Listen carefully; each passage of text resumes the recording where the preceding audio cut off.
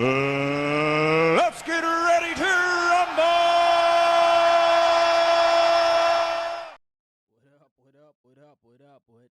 What's going on? What's going on, world? It's your boy, it's your host, man. Ryan from the Big Six. What's going on, everybody? Hope everybody had a good weekend, man. Hope everybody's been good out there. Shoot, it's been cold up here, up north. I tell you. We having shoot, boy. I don't know why my thing is so low already, gang. Hold on. Yeah, let me switch it up with the pickup. But yeah, what's going on, everybody? Hope everybody's good out there. Hopefully the volume went up a bit. I saw it was low.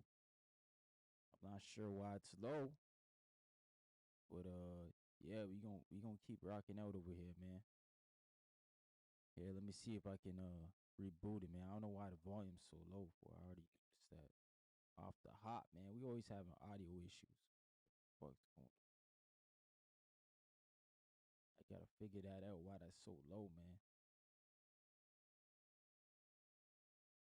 That don't make no sense, yo. None, no sense at all. We gonna try to figure it out. I think I made it worse actually.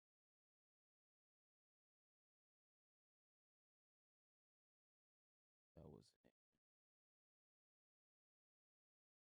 But hey, let's go here with it.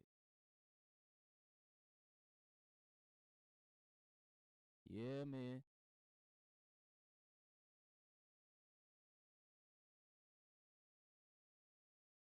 All right. Here's what we gonna do. Mic check 1 2 1 2. We good. We good now.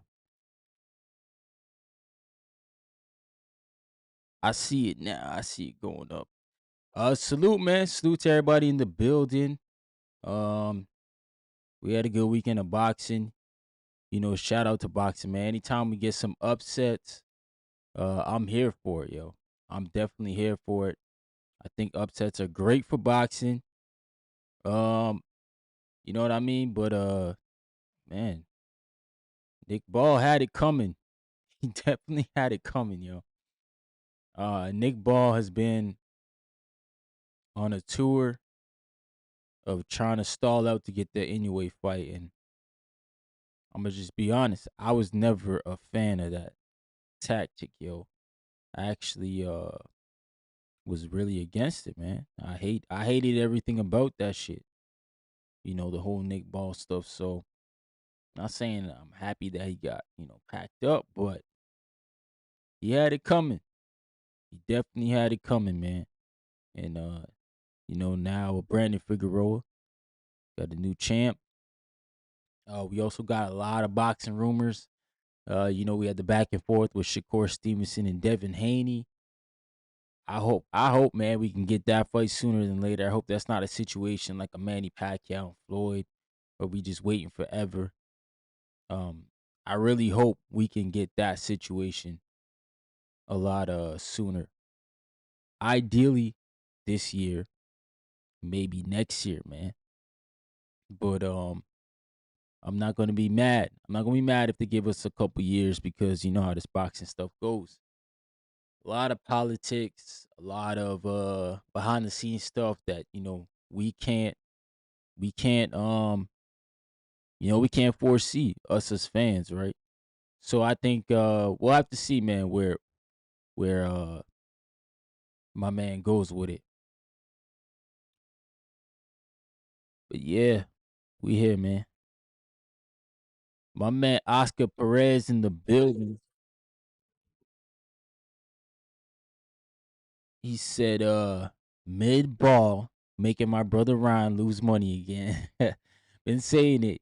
He's in the Joseph Parker route. Once he faces someone in the division, he gone, man.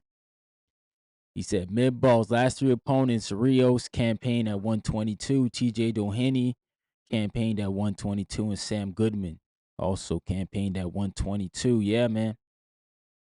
Um, I didn't like it, Oscar, man. I didn't like the fights they picked out, bro. I was very, very vocal about that, and I think it finally caught up to him, and I'm actually kind of happy about that, actually.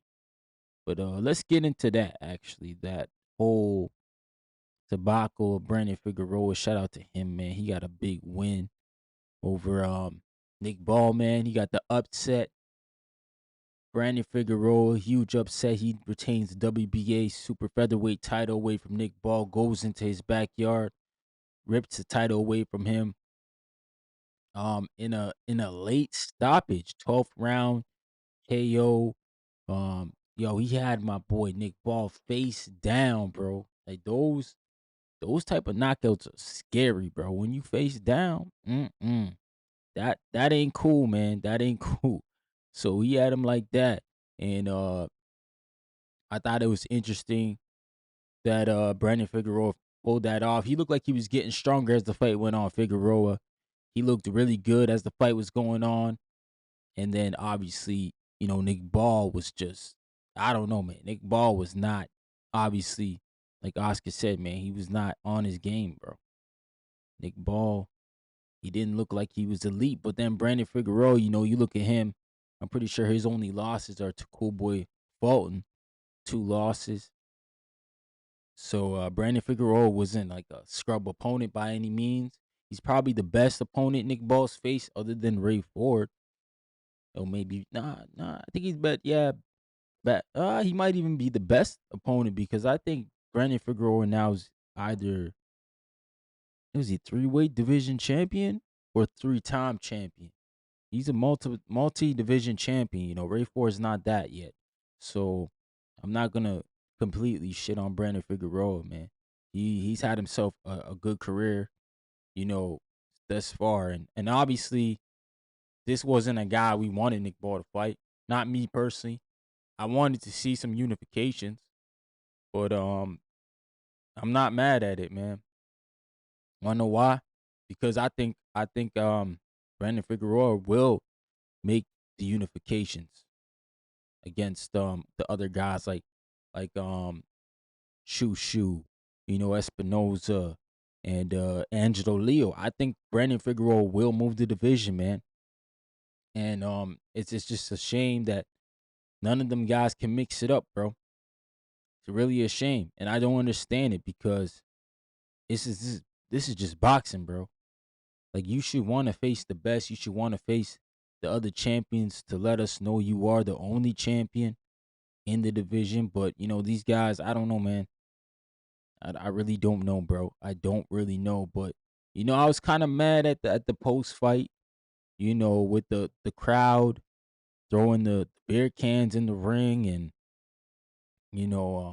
people from Ball's team coming over and just doing extra antics, bro. It was really like it left a bad taste in my mouth, man, because I never want to, you never want to see that, really. At least me, man. I don't want to ever see that type of stuff. And I kind of felt like, you know, Nick Ball's team was very, very poorly represented in this fight, man. The way they acted after that loss, man. Like you should never go in the ring and kick anybody and do that type of craziness. It just didn't make any sense, bro. But there was also some real controversy going to the fight, man, about the ham wraps, man, and Manuel Robles, who's a great coach, great underdog coach, man. He had some great underdog wins. If you go check him out, man, Andy Ruiz, one of them, probably the biggest one. But let's see what he had to say in this clip. Watches it, and we these type of things are discussed prior to the fight. They're actually at the fighters meeting, and this was discussed. I want to watch your hand. I want to watch you, your team, wrap your hands, and you can do the same. I mean, not to the fighter, but to the coach. And then we all agreed that we came to an agreement, and the commission was there, the British commission was there, and the WBA inspector was there, so we all agreed.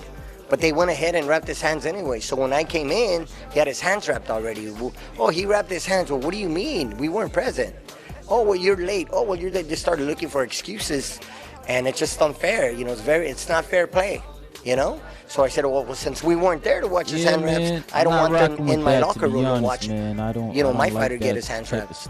I mean, we have the commission. That's all we need. Anyway, we got an argument there, and I guess I won the battle because they weren't permitted to be in my locker room. Man, and I just feel like, they kind of like they didn't listen to Manny Robles, man. And Manny Robles, he's a great coach.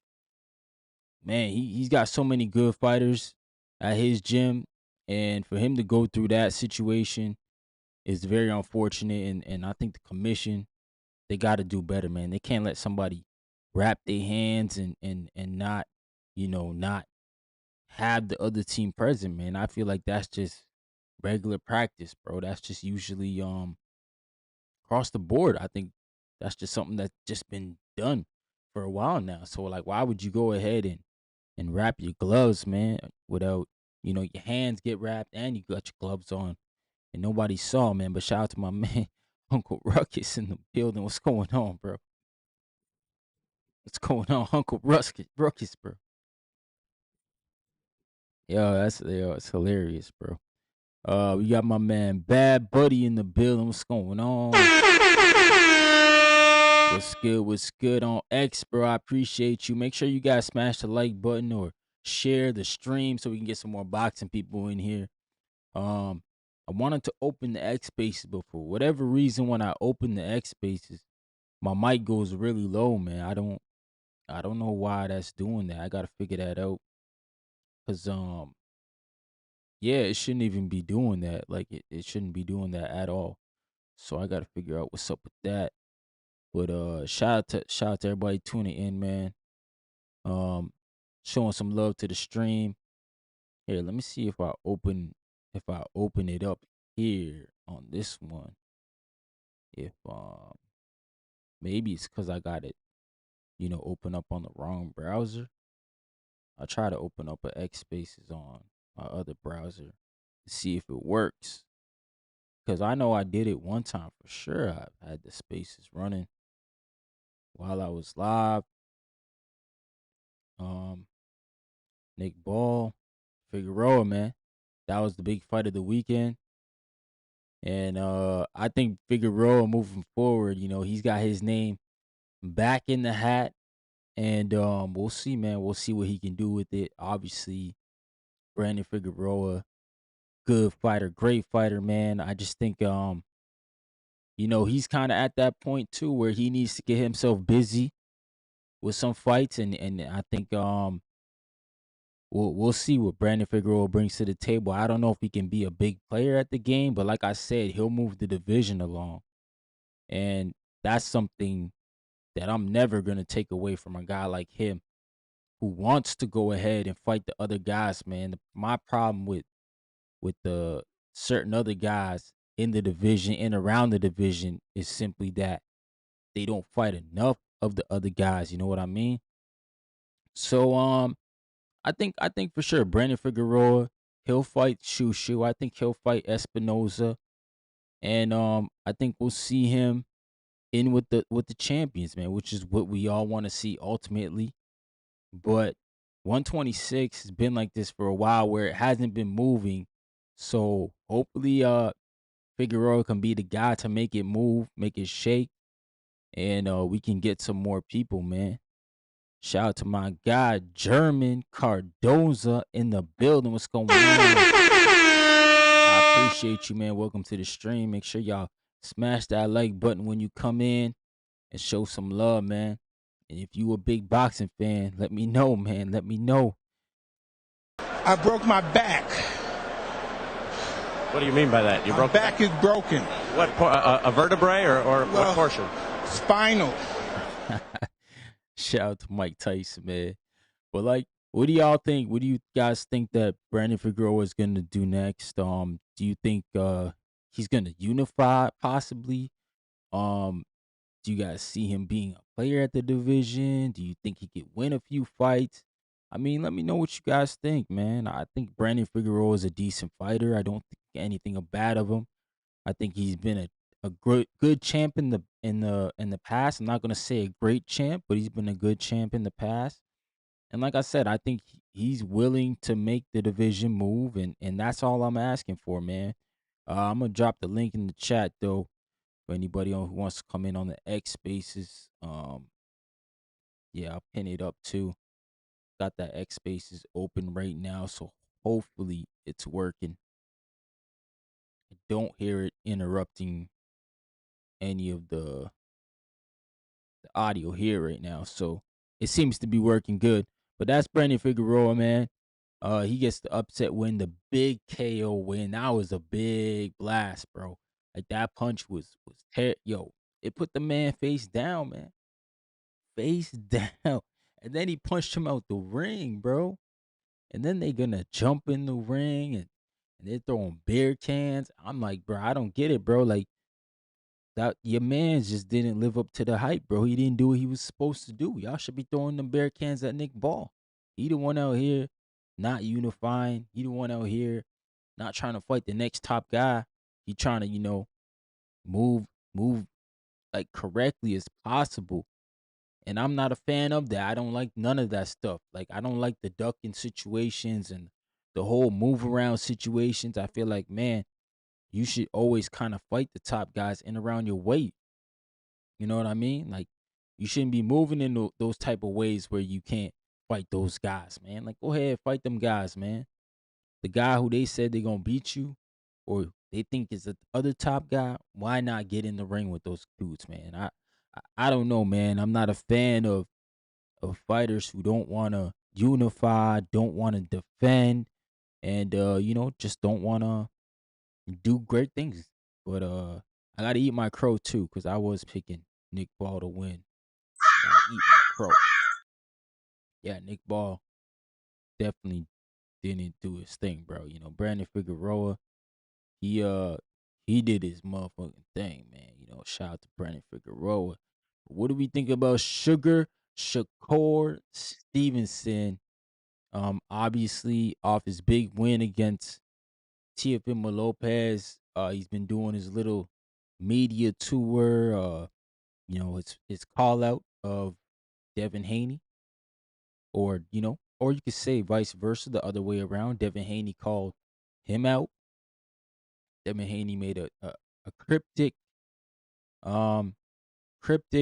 tweet saying, Shakur can get it, little bro and big bro.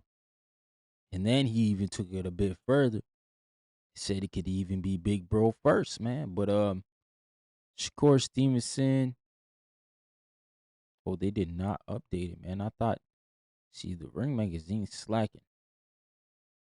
I thought I saw somewhere that they had updated their rankings and put Shakur Stevenson as number 3 on the pound for pound. Let me go ahead and go into the Ring Magazine Instagram page. I think that's where I saw it at.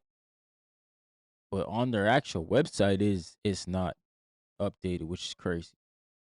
So we'll have to see about that. Why they doing that for, man? But shout out to Shakur Stevenson. As we got here.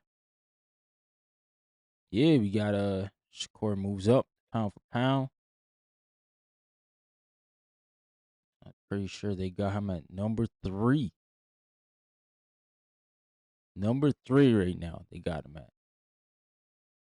number 3 on the pound for pound list. How do you guys feel about Shakur Stevenson coming in at number 3 now? Is that too high? Is that just right? I don't know, man. I like Shakur Stevenson at number 3. I think that's where I was putting him. At number 3, just ahead of Bam Rodriguez, because I feel like he he doing more things than Bam right now. You know, Shakur Stevenson is a tremendous talent. The Teofimo Lopez win is definitely a pound for pound win. And I think number 3 is more than deserving, man. You know, it's hard to put him at 2. Definitely hard to put him at 1. You know, but I think 3 is good spot, man. You know, shout out to Lance Meyer in the building. What's going on, my man? What up? What up, family? Salute to Trini BX, Big BX in the building. What up, brother? Salute, man. I appreciate y'all for tuning in. But do we think Shakur Stevenson is pound for pound number 3? My man Dwayne Styles. What's good, brother? He says, salutos from Mexico, my brother. He said my birthday is on the 15th. Hey, let's go, Dwayne. You're gonna have a big birthday weekend, brother. Salute to you, man. And you are Aquarius too, just like me, brother. I appreciate you. Let's go. He said, Canelo Alvarez is the face of boxing. Top five. Shout out to Dwayne Styles, man. My man from Mexico. Big Canelo. Yo, he coming back. What for his next fight? What's it? Mexico versus the world? That should be a good card, man. September. But yeah, Shakur Stevenson, is he worthy of number 3 on the pound for pound list? Do we think he should be lower? You know, potentially. I mean, we can't put him higher, can we? I mean, he hasn't done as much as Usyk. He hasn't done as much as Inoue. You know, I'll say that just off the cap. You know, shout out to Inoue. A lot of people give him flack. You know, but I think Inoue is a great fighter, man. I'm not gonna ever take anything away from Naoya Inoue. He defended his title, I think, 4 times this year. That's great, man. If you ask me, I don't know. Some people don't like it because they don't feel like the names, right, are big enough. But hey, that man defended his title 4 times, bro. We do gotta see better fights at him, though. That's why I hope he fights Junto Nakatani, and then moves up. That's what I want to see, bro. That's what I want to see. Oh man, Bad Buddy. He said Mexico versus the world is gonna be fire. Yeah, man, that's gonna be an awesome card, man. September. Shout out to Trini BX. You talking to Dwayne Styles. Yeah, Dwayne, man, appreciate you, brother. You gonna have to have a good birthday weekend, brother. Enjoy the food, the drinks, everything, man. Celebrate more life, brother. God willing. But oh yeah, speaking of that, bro, I want to take a time out to send my condolences and, you know, blessings to round 1. If you didn't know, he lost his daughter. His daughter passed away. Sorry to hear that, man. Nobody wants to ever bury their daughter, man. No father should ever bury their kids. So we gotta pray for round 1, man, and send our love and blessings to him and his family, and to everybody, you know, over there, and get him through this tough time. You know, we a community at the end of the day. You're always gonna be a boxing community. It's very tight knit. And you know, round 1, he's part of the community, man. He's definitely somebody I've had the opportunity to be around for a minute now. And yeah, man, I just want to send out my condolences to him, his family, his friends, everybody who's impacted by the death. And hopefully we see round 1 back soon, and we can all just continue to lift his spirit up with this boxing talk. You know, keep him moving, because that's a hard one to get past, man. Nobody wants to ever bury their children, man. Your children should always bury you. So shout out to round 1 and the family, man. Hope they good. But yeah, Shakur Stevenson, top 3 pound for pound. There's a lot of talks of him fighting Conor Benn, but it sounds like Conor Benn's gonna be going Shakur Stevenson's gonna be going the Conor Benn route, which is not a surprise to me. You know, I think Shakur Stevenson has been looking at bigger money fights. So we talking about Conor Benn's, we talking about Ryan Garcia's. I'm not sure Rolly's a bigger fight than Devin Haney. I wouldn't say that. But I think those type of fights, Ryan Garcia, Conor Benn, those are winnable fights for Shakur Stevenson. and probably easier game plan, easier opposition than Devin Haney right now. But hey, who knows? Maybe Shakur Stevenson does jump into a Devin Haney fight. I'm not sure what that looks like negotiation wise. I think that's the biggest hurdle. I think Shakur Stevenson feels like now he surpassed Devin Haney in a way. You could say that too, because he did beat Teofimo Lopez, who has the win over arguably, Devin Haney's best opponent, Lomachenko. But then, Devin Haney's got the win, who beat Teo. So it's just a weird thing, right? But then people will point out, well, Shakur's been selling out the Prudential Center consistently. Devin Haney hasn't really had that type of luxury. I don't even know if he has really a home spot where he sells out. So some people will say that, Shakur Stevenson putting it in New York City is beneficial for him and them. So I don't know, man. We'll see. We'll see what shapes out. But I think for now, I think we'll see probably, Connor Ben, Shakur, or Ryan Garcia Shakur, or him stay in around 140. That's what I would prefer, is Shakur Stevenson to campaign at 140, defend that Ring Magazine belt a couple times, or whatever other belt, WBO belt. I would like to see him just do that, man. Campaign at 140, defend the belt, and then maybe move up to 147. I don't think he needs to jump up just yet, especially if he's talking about doing rehydration clauses.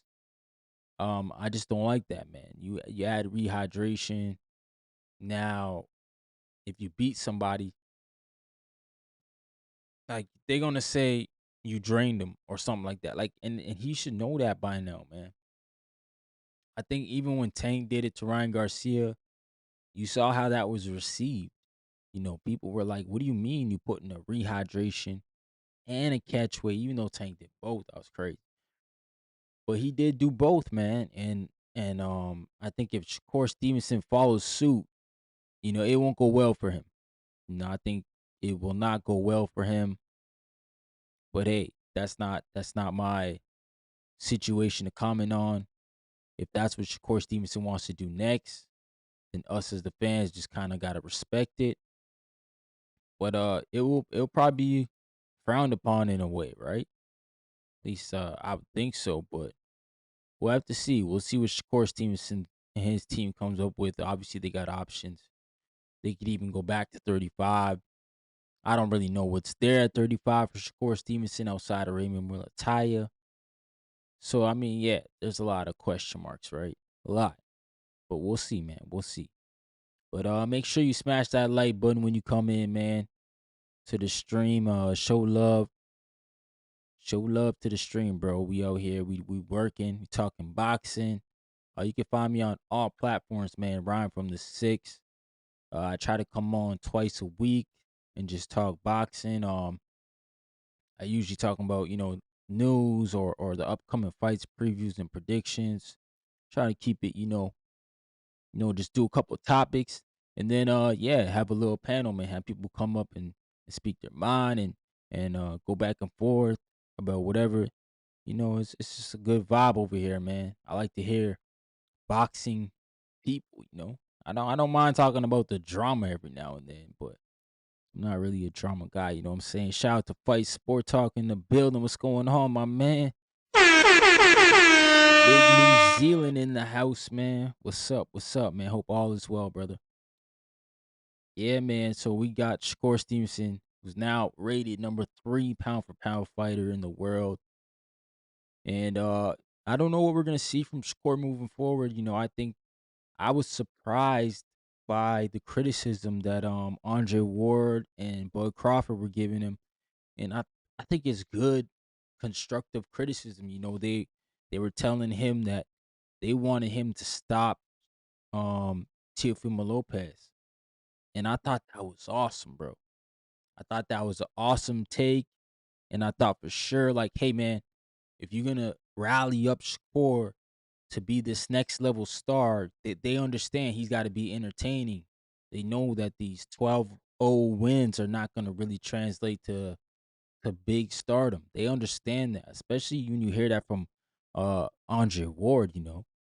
Andre Ward's a guy who his whole career has been ridiculed now because he didn't get the stoppages, he didn't have the highlights. So for him to be talking like that, I think he can relate a little bit more with Shakur Stevenson because he went through it. He had that that that that whole criticism of not being able to stop the guys. So he understands that. He never really was a vocal guy. So I think for sure, man, Andre Ward being in his air about that is really what got me. Because sometimes, I think when boxers who box and win, they just get into that mode of like, look, I won the fight. And I get all that, but it is an entertainment thing at the end of the day, bro. My man Timothy, what's going on, man? Welcome to the channel. He said, who do you have winning on these fights? All right, hold on. We'll get to that.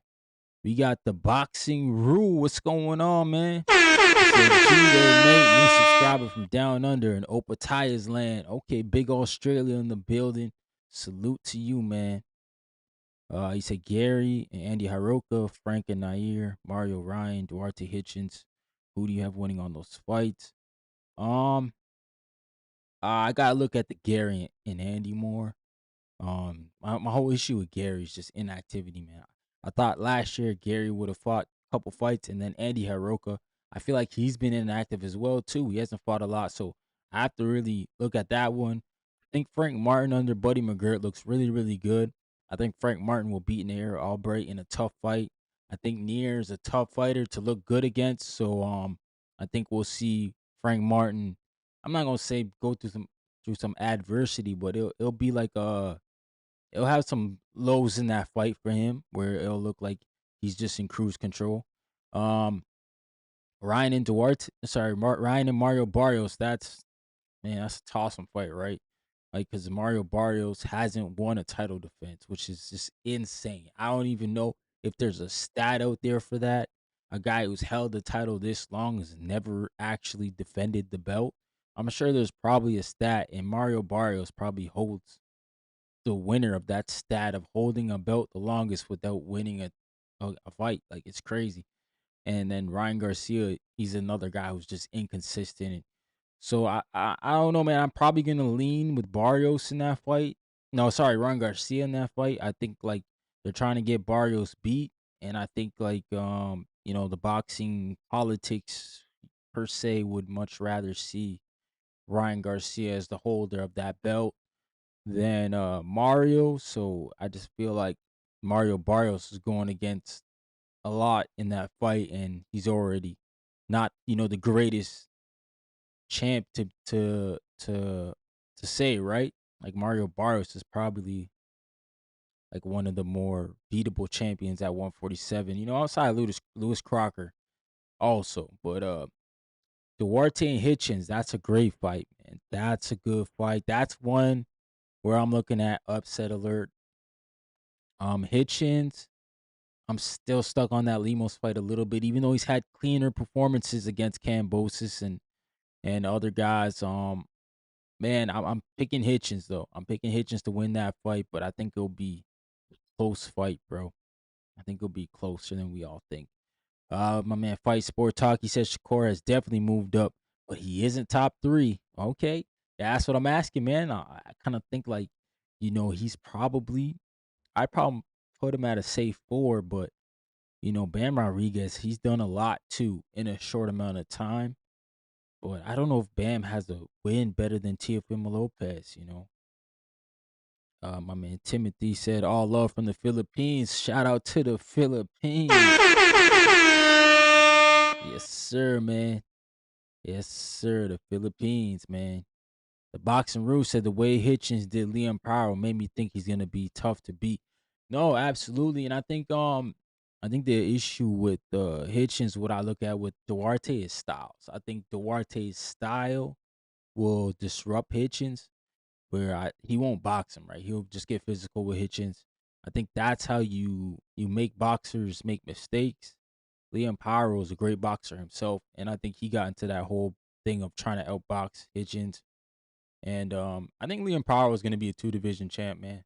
He's good fighter. He was just outboxed by Hitchens, man, and that's no slouch. Hitchens is a great fighter. He's just, I don't know. He's like, compared to his contemporaries, he's not really the one that's spoken of. Like, you got to think about it. This is the guy who was signed to Mayweather promotion. So obviously Floyd and them, they see something in him.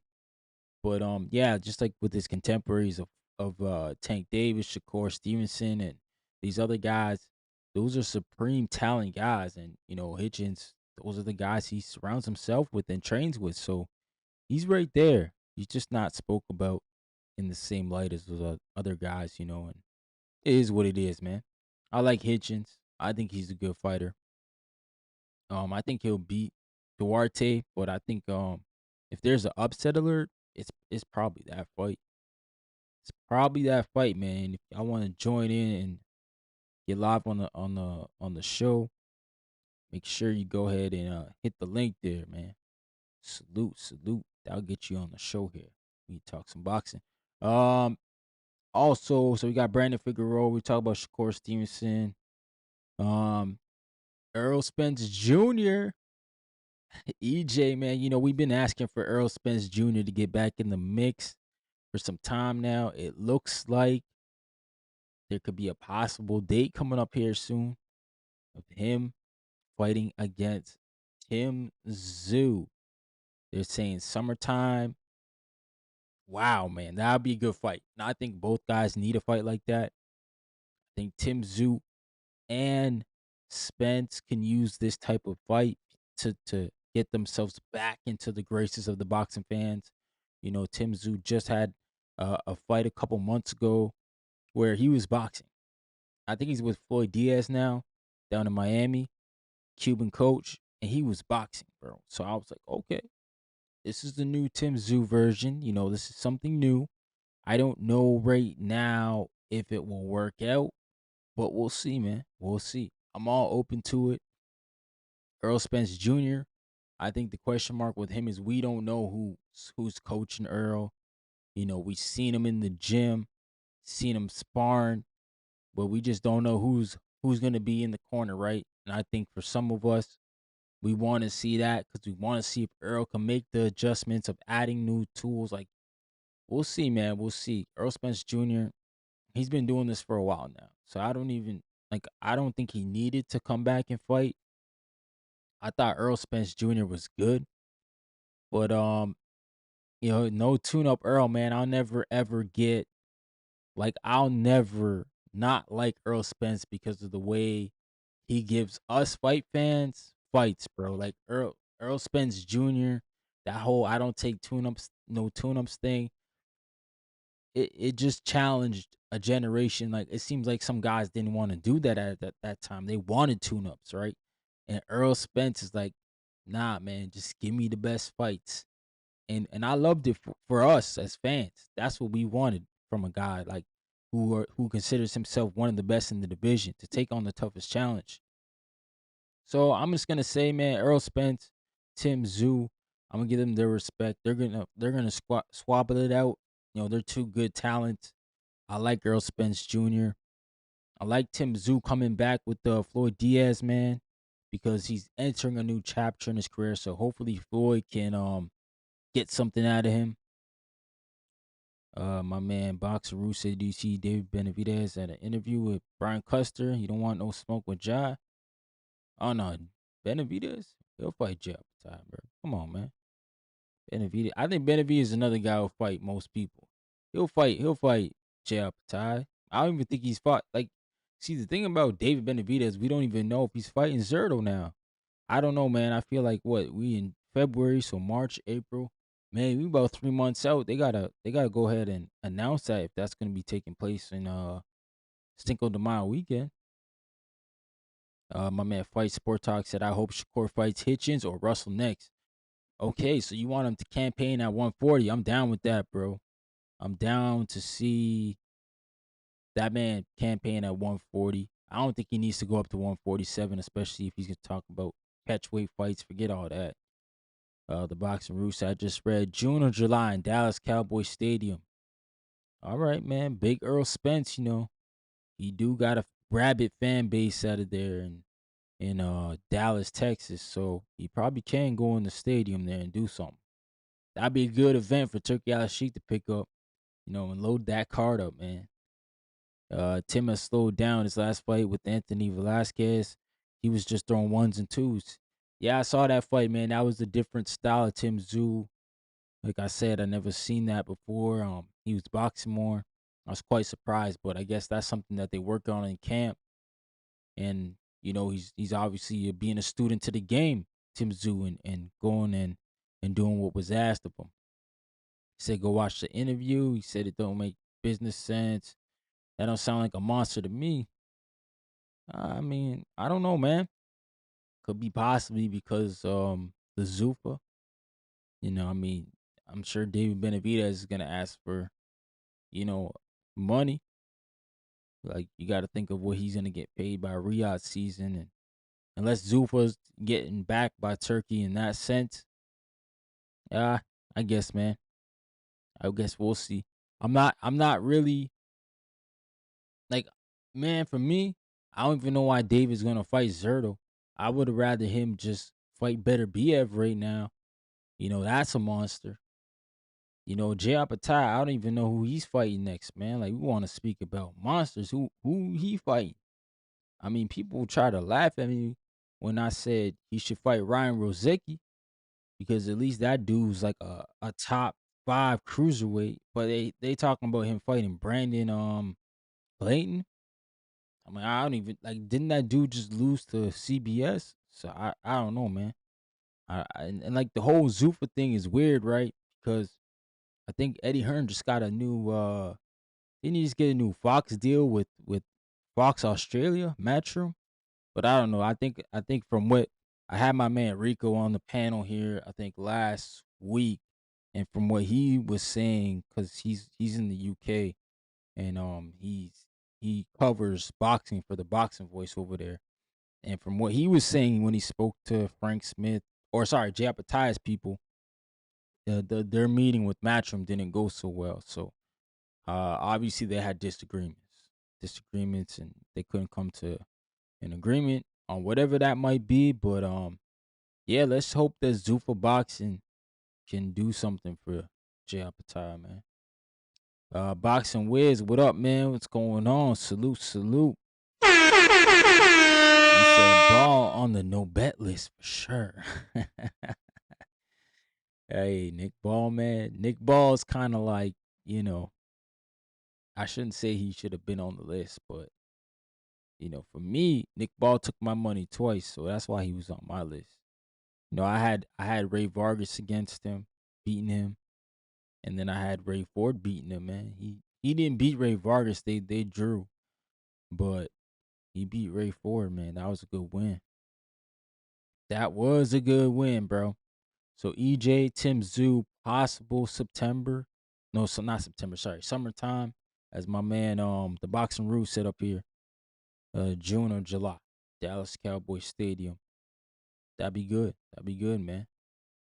Good comeback for Errol Spence Jr. I mean, that ain't no tune up, man. Coming back to Tim Tszyu, and Tim Tszyu's coming off a win. I mean, that's good, man.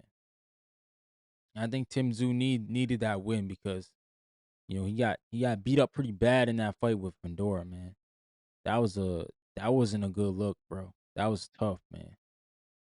Man, Boxing Wiz and EJ beats Tszyu. Tszyu finna back-to-back L's. Nah, Tim Tszyu just had a win, bro. Tim Tszyu was in Australia. He beat Anthony Velasquez. Hector Bermudez guy, man. Shout out to Hector Bermudez, man. My guy up in Massachusetts. I don't know where he's at tonight. He probably around here lurking in these YouTube streets. He might pop in on me. I should send him the link.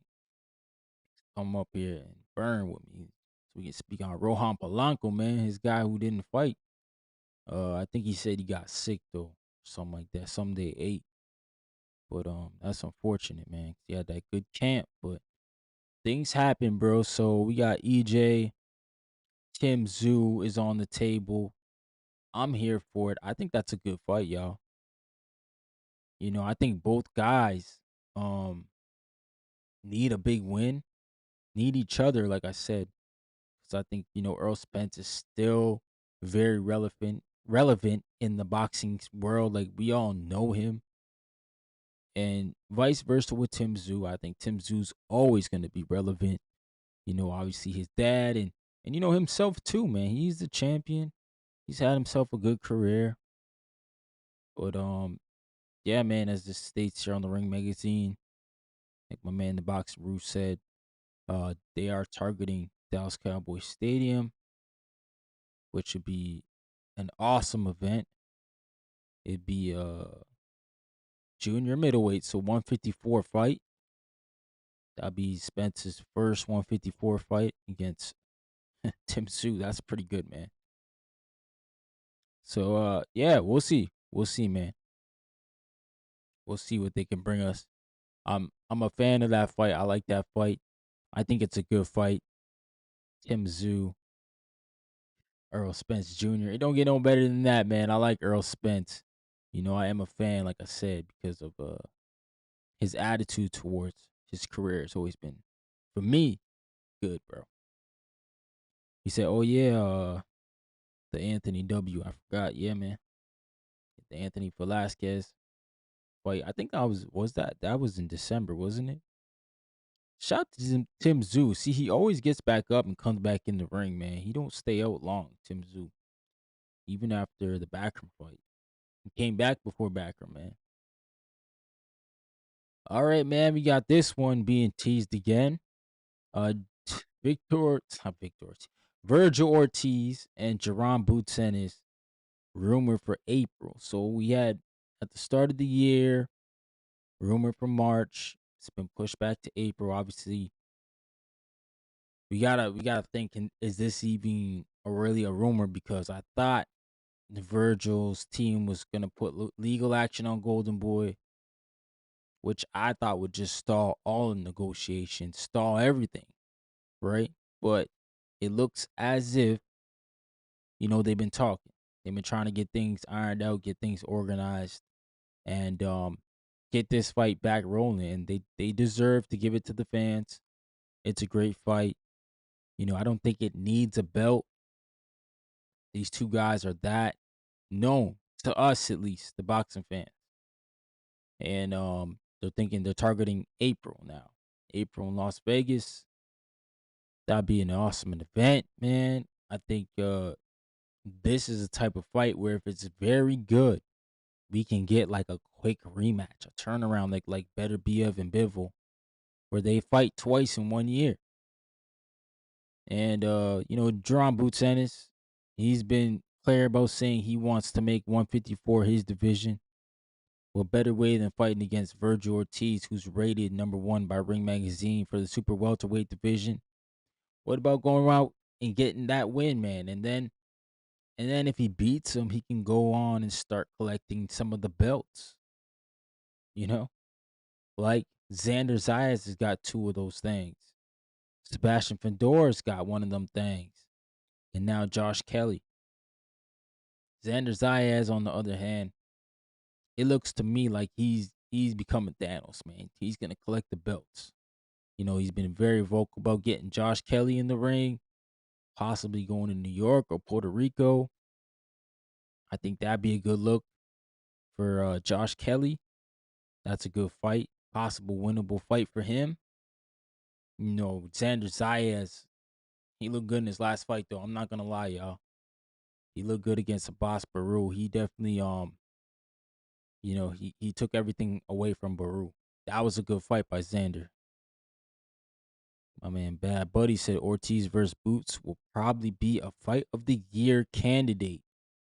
Yeah, it's got a lot of the stuff in it, right? Virgil's got the power. If he touches Boots, he can put him down. And we know Jerron Ennis he's a guy who does get hit sometimes because he likes to fight too. And Boots has got the skill and the talent to put out Ortiz as well.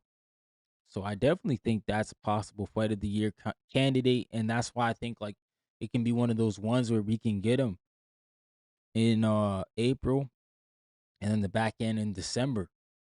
We'll see though. We'll see if these guys can get the fight across the finish line.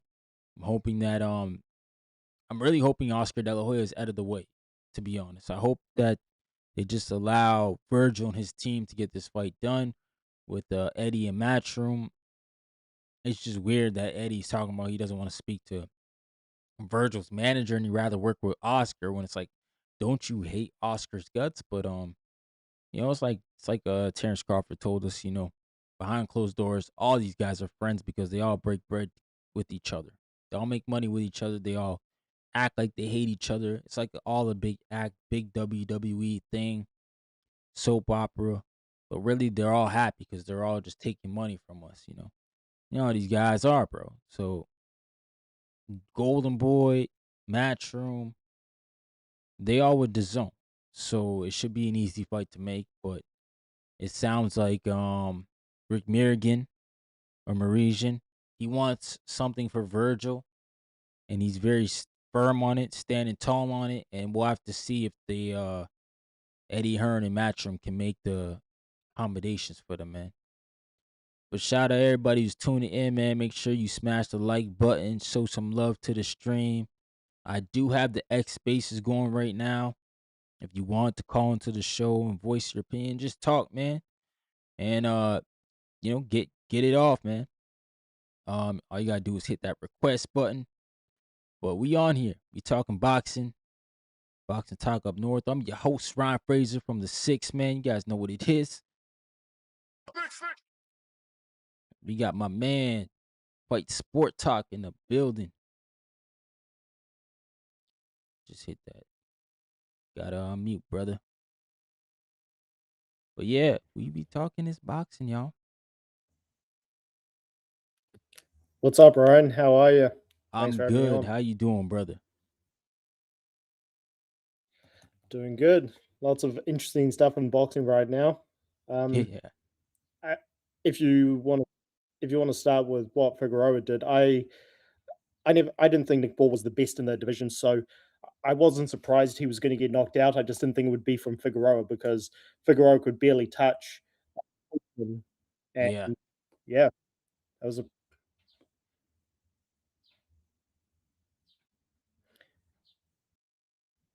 so yeah, I wasn't that shocked that Nick Ball got knocked out. I just look forward to when Inoue joins the division, and yeah, it was a good showing. I was surprised how big he was for this division because I thought he'd be smaller. No, I agree, man. I agree.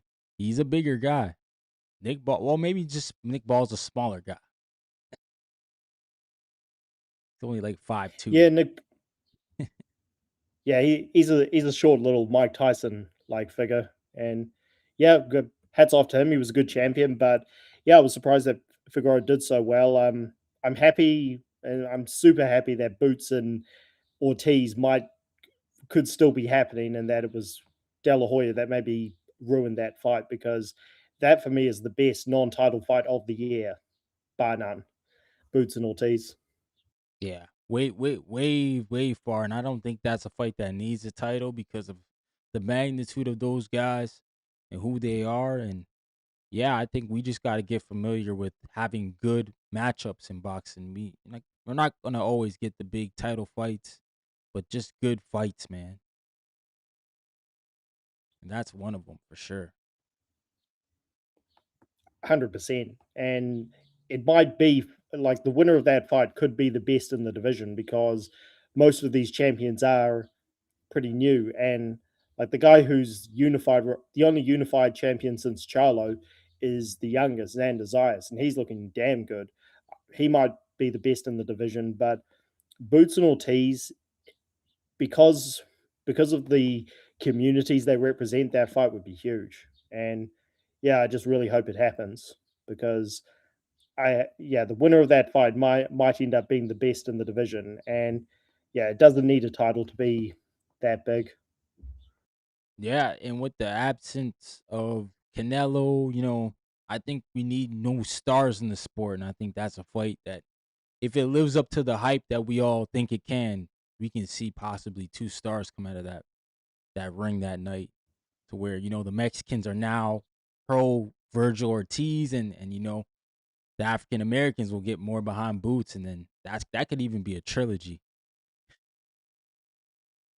which would be Yeah, crazy. well, if the first fight's competitive, definitely. And yeah, the star thing is interesting because now that Crawford's retired, and I've been saying that I want Usyk to retire after the Dubois rematch, but he seems to be holding on for a bit.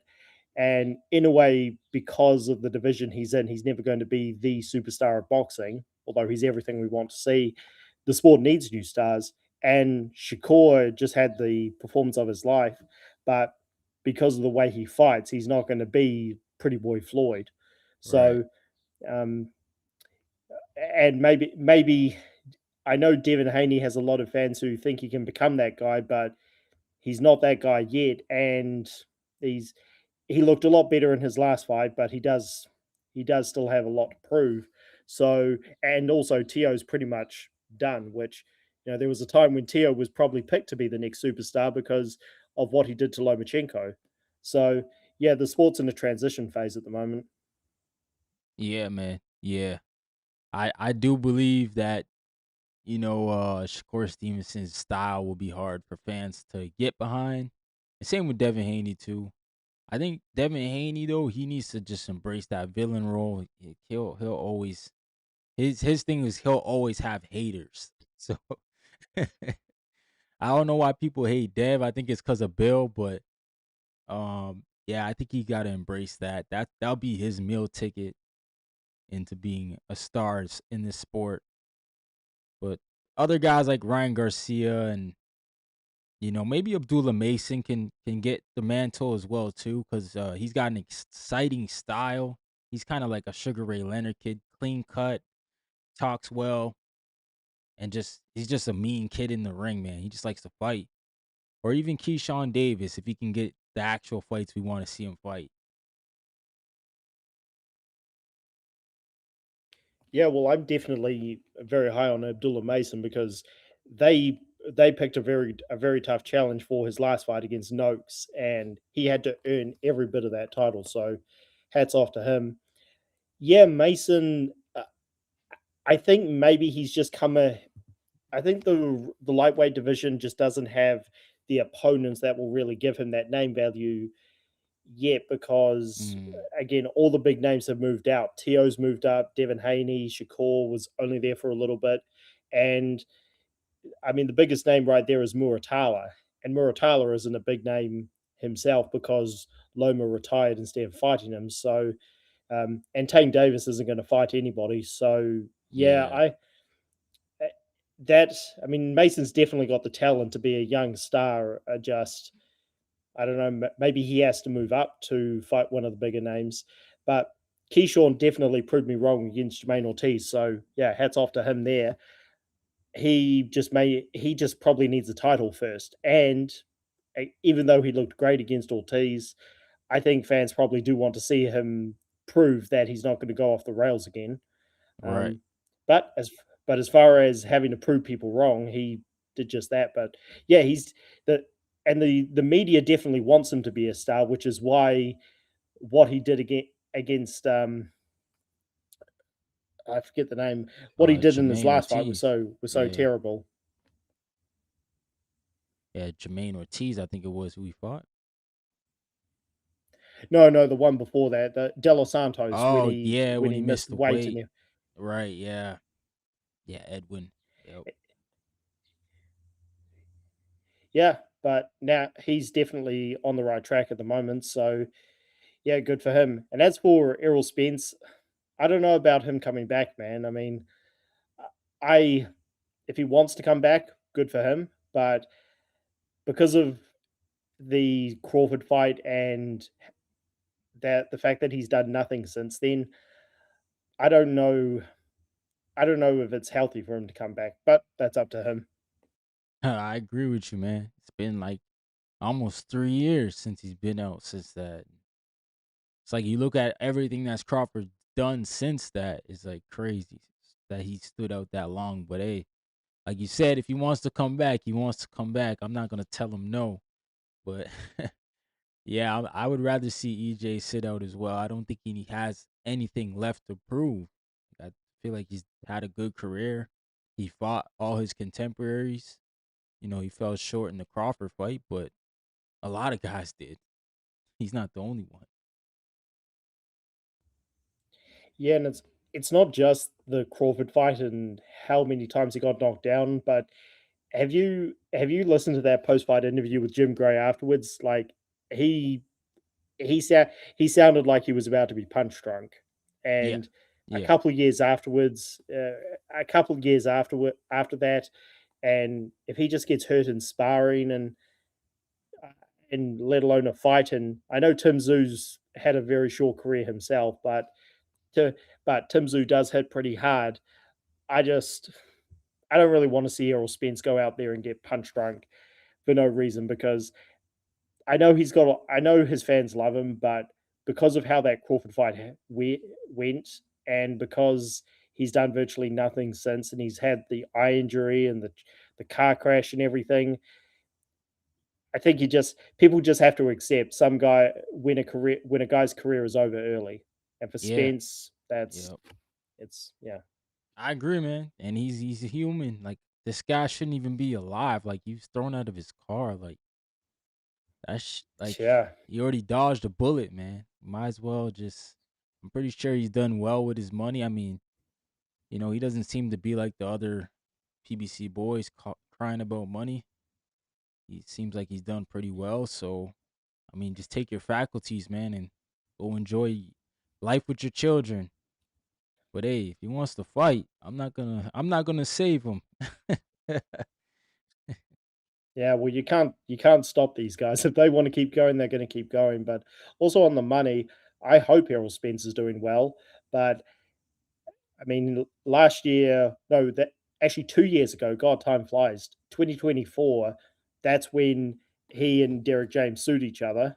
And I Yeah, did hear on the record that it was Al Heyman who told Errol Spence not to pay Derek James what he wanted, which is why Derek James sued him and he countersued. So who knows? Uh, who knows what the latest on that is? And maybe Errol Spence is a bit short of money, and we're hearing about the biggest money guy of all, um, Floyd Mayweather. He's suing Showtime, and he did sue Al Heyman until Al Heyman settled. So it's you you never know. I mean, the sad reality, and we know this is hardcores. Most guys who make the most money end up broke at some point. So we hope yeah, that doesn't happen to Errol Spence. yeah. The Floyd thing's a little crazy, man. I don't know how you can be missing $340 million. I feel like you would ask questions before then, but hey, I guess when you got that much money, Floyd, you're not paying attention to the books until it stops coming in.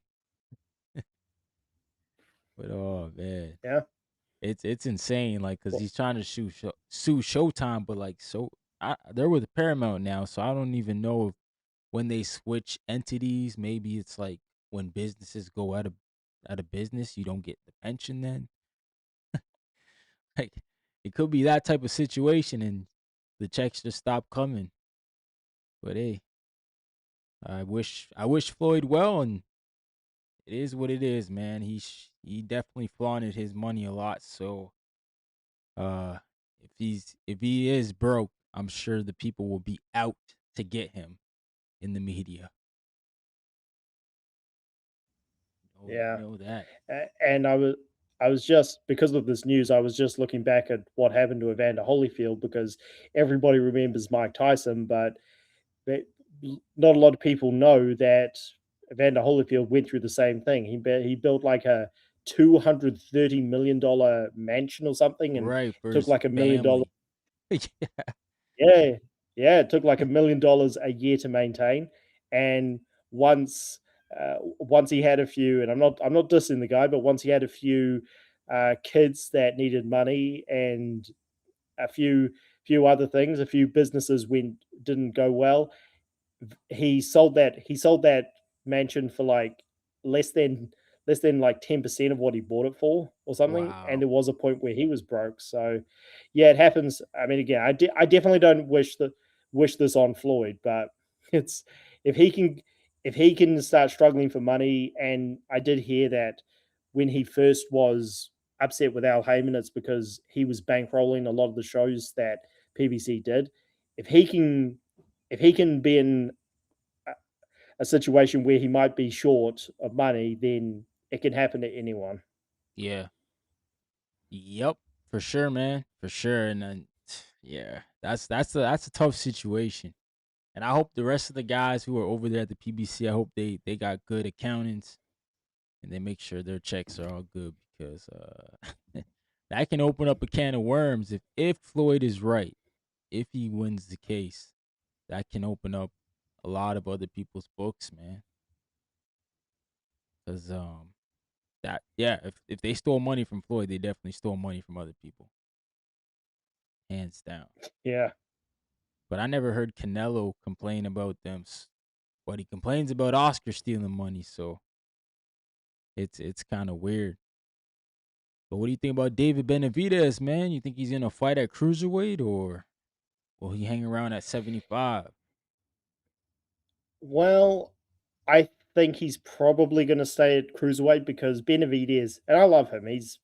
I actually think he's going to be a star in the sport, but he's not exactly Mr. Olympia. So when he goes up in weight, I think he's probably going to stay there Hmm. because he's going to put on, and plus it's not a small change, light heavyweight to cruiserweight. So Yeah, that's the I think he's jump. probably going to stay there. Yeah, it's like a 13-pound jump, so it's tough to come Yeah, back and down. yeah, and Y- yeah, Benavidez. I mean, he didn't go back down to light heavy to super middleweight after he moved up to light heavy, and I'm cool with the move because unfortunately Bivol and Beterbiev they just can't fight again for some reason. So I'm cool with the move, and if he does fight Jai Opataya after Zerdo, then I mean that's a tremendous challenge. So right now I would pick Opataya to beat him. So I'm cool with the move. Um, I just really want Benavidez to challenge the champion because he couldn't get Canelo in the ring, and Bivol's been inactive since he won the title. So it's uh, Yeah. it's just taking forever to get Benavidez a challenge. Yeah, it's unfortunate because like Callum Smith is gonna fight David Morrell. Ben Whitaker's not really ready for that Benavidez fight. So yeah, I think for sure going to cruiserweight. I actually been telling people I think Benavidez should go to heavyweight if he truly wants to be a star. I think he can make that division relevant again. You Moses think? Tama. You think he should move? You Yeah, think he should move to heavyweight? yeah, man. I think the Giants are leaving heavyweight now, and then we're seeing like it's almost like the small heavyweights are coming into fruition here. You got guys like Richard Torres, Ajit Kabayel, even Moses Atama. He's not really a big guy. I know they hit much harder, but I think David's got the skill. David's definitely got the skill, but uh, I don't know about that. I think the guys at heavyweight are just too big for him. I know they're not. I get what you're saying. They're not all Tyson Fury size, although F.A. Jacob's huge, and even the guys you just mentioned, like Kabayel and Moses Atalma, they're not the biggest guys in the world. Benavidez is a former super middleweight, so I I mean, if he wants to move up to heavyweight eventually, then I guess he can. But I I'm definitely not sure if I say he should move up there right now because size does matter, and he's not that big for compared to the heavyweights. He'll be tiny. Yeah. I mean, yeah. I mean, he's got to fill out the weight for sure. Like you said, he's not Mr. Olympia, but he's got the crazy hand speed. I think that would be a big thing too in his favor. And he'd be probably a representation of Mexican boxing. I don't know if they've had a heavyweight that's been very very good outside of Ruiz, man. Andy Ruiz, and he wasn't. Yeah. I mean, he did beat AJ, but we'll see. Well, he beat AJ, and then he did nothing after that. I Yeah, mean I mean Ruiz's biggest wins after the AJ fight was well he turned down a fight with Dillian White. He sat out. He beat a washed up Chris Areola, and then he sat out and beat an older, washed up Luis Ortiz. Right. Like Right. I Ortiz, forgot about that. yeah, Ruiz. I don't want to shit on him completely, but he he is the Buster Douglas of this generation, Yeah. unfortunately. No, he Um, is. That's exactly what he is. He got the big win and then didn't really do much after. Never capitalized on it. and just like Buster Douglas, it was the food thing. He wanted to. I mean, you could tell going into the Holyfield fight, Buster was barely training. He was just focusing on food, and with Ruiz, it was the same thing. Mm-hmm. Except because of social media, we could see it day by day, and we're like, "Is this guy going to show up in shape?"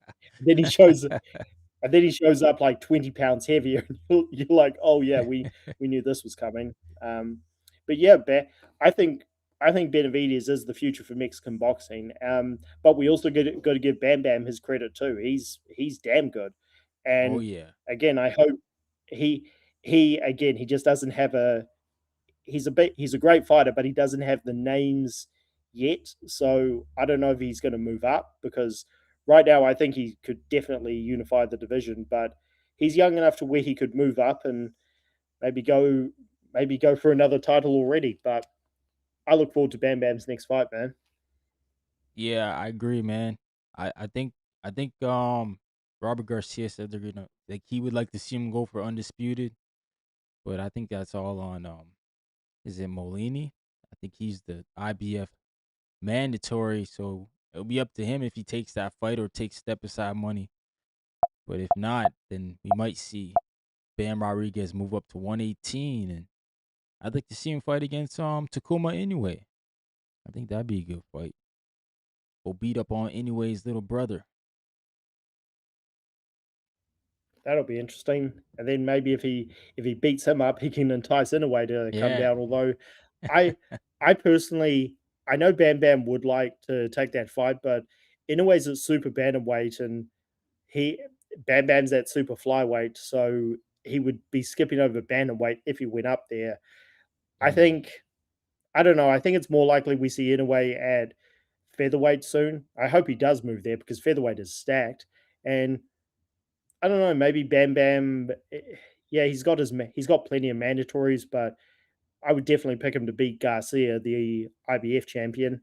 And at bantamweight, I don't know, maybe he does go after Inoue, uh, maybe Medina.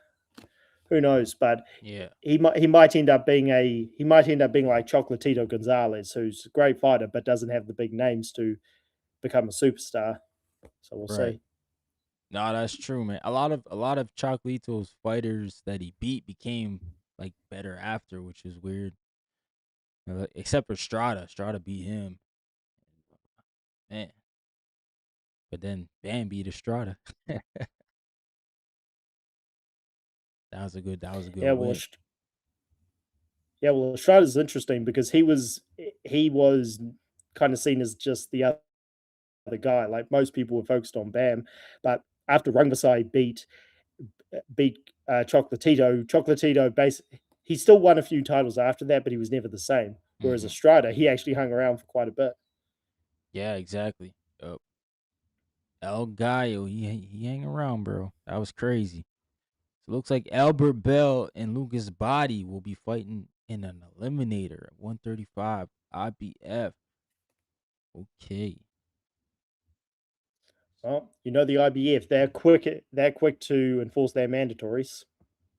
Yeah, I think that's what Lucas Body's thinking. I think he's not gonna wait on the WBA anymore. Who I thought would have announced a fight with him and Schofield as soon as Tank got relinquished from that belt, but they haven't even announced a fight for that belt, which is crazy. Yeah, well, you never know with Tank. Also with Shakur, what I got to go soon, but as Yeah, far as Shakur calling for a rehydration clause if he fights at welterweight, I'm not the biggest fan of Shakur, but I hope he's joking because I know Devin Haney's bigger than him, but if he doesn't want to fight welterweights just yet, he could easily fight the other champions. He could fight Russell. He could fight um, he could fight Puello, and Right. there are plenty of guys in this division for him to fight. Like if he doesn't want to fight welterweights, then there's no reason to call for a rehydration clause. What do you think of that? Yeah, I agree with you. Then if he wants rehydration, just stay at 40, man. I feel like 40's got enough names in that division as well, like Dalton Smith, like you said, Poyo, even Sabril Matias. I think that's still a good fight for Shakur Stevenson. He presents some danger. Oscar Duarte and Hitchens. We'll see who wins that fight. Gary. Yeah, there's so many guys that he could fight. And then I'm pretty sure who else is there? Isn't no Jack Catterall moved up to 47. But yeah, 140 is Yeah, another division that's got good names in it. And yeah, more super Taya. stacked. He might move up too. Yeah, well, Muratala just beat Andy Cruz, and Eddie Hearn loses another one. So, I mean, Muratala might be the best in the division, and him versus Abdullah Mason is a great fight. But yeah, 140. Uh, I'm cool if Shakur fights Devin Haney because Devin Haney is a defensive boxer. He might be able to challenge Shakur in ways that Tio couldn't, because Tio's one dimensional. Yeah. He just goes forward the entire time. Whereas because Devin Haney's awkward and he can box on the back foot and fight in different ways, he might be able to challenge Shakur in different ways. But if Shakur wants to stay at 140, I'm cool. I just really hope I really hope we don't hear about any silly rehydration clause, because rehydration clauses need to go. They're such a complete waste of time. No, I agree with you, man. And I'd rather guys just fight at the weight or don't fight at all, man. There's no need to handicap anybody. But yeah, here's a couple of even Adam Azim. I forgot about him. He's a good fighter too at 140. I don't think he's ready for Shakur yet, but I like Adam Azim. I think he's a good talent. Sandor Martin. Yeah. Tough fight. Yeah, and Martin's always going to be dangerous. He's always awkward. So yeah, there's plenty of good guys at 140, and I mean Hitchens was kind of seen as the best guy in the division, but he's done nothing since beating Liam Paro. So no one's really given him that credit because he's done nothing since winning the belt. Yeah. So him versus Shakur could be good, but I just think there's plenty of guys in this division. Whereas Devin Haney,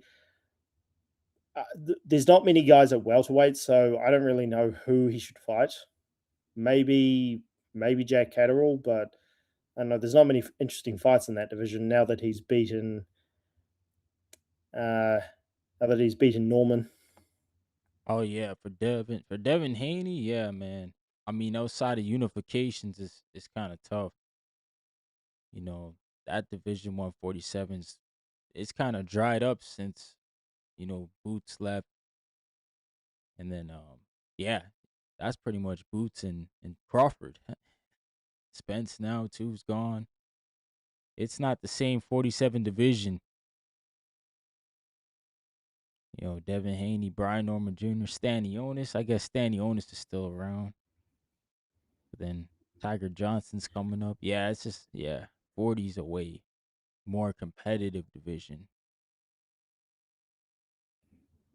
Yeah, this is like probably the first time in history where 147 isn't that good, because that used to be the golden age, the golden division in boxing. But I mean, Stanionis is still there, but I mean, he wasn't really a proven champion before Boots fought him anyway. And yeah, Paro's there. Oh yeah, Liam Paro, Jack Catterall, but these guys didn't even do much at 147 to be contenders. They were contenders at 140. So right. yeah, it's a weird situation. Anyway, man, I got to go, but thanks for having me on, and Hey, I catch you around. appreciate you, All man. the best. Fight Sports Talk. Make sure y'all go check him out, man. I appreciate you, man. Stopping through. That's my guy, man. Make sure y'all go check him out. Make sure y'all smash the like button when you come in. Show some love to the stream. We talking that boxing, man. That boxing. I got the link in the chat here. Let me spam the link in the chat if you want to come up here and talk this boxing. My man, Fight Sport Talk. He was in the building. I appreciate you, brother, for stopping through, man. Always love on this side. Spam the chat right quick, yo. Spammed it out, yo. Well, salute to everybody tuning in. Lucas Body. My God, Lucas Body. Let's go, brother. The rumor mill is on the table for the IBF Eliminator against Albert Bell. As my guy from Ohio would say, Alberto Campano. My man Treese. Shout out to Albert Bell, man. He's been fighting. He's been working his way up. And this is a huge opportunity for him. But shout out to my dude, Lucas Body, who's been very vocal with his manager, Phil LaGreco, about getting the title shot. So I'm gonna be honest, yo. I think this the route Lucas gonna go, man. I think he's gonna go through Albert Bell and Floyd Schofield. It sounds like they're probably gonna make the Schofield and Lamont Roach fight. You know, that was something that was spoken of. I know Floyd Schofield, his dad didn't seem like he was too interested into that fight. Let me see if I can find the clip, bro. His dad was basically like, basically saying they never heard of the Lamont Roach situation, and they much rather, he didn't say they much rather fight Lucas Body, but he was just insinuating that Lucas is number 2, we're number 1. Why not making it 1 and 2, right? But I think my man Schofield Senior was feeling that heat, yo. I think that's what it was, yo. I'm not 100% sure, gang, but I think he was feeling that heat. He didn't like what he was hearing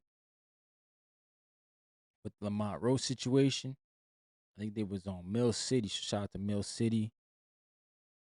I'll try to find it here. Shout out to Schofield Senior. Oh man, everybody like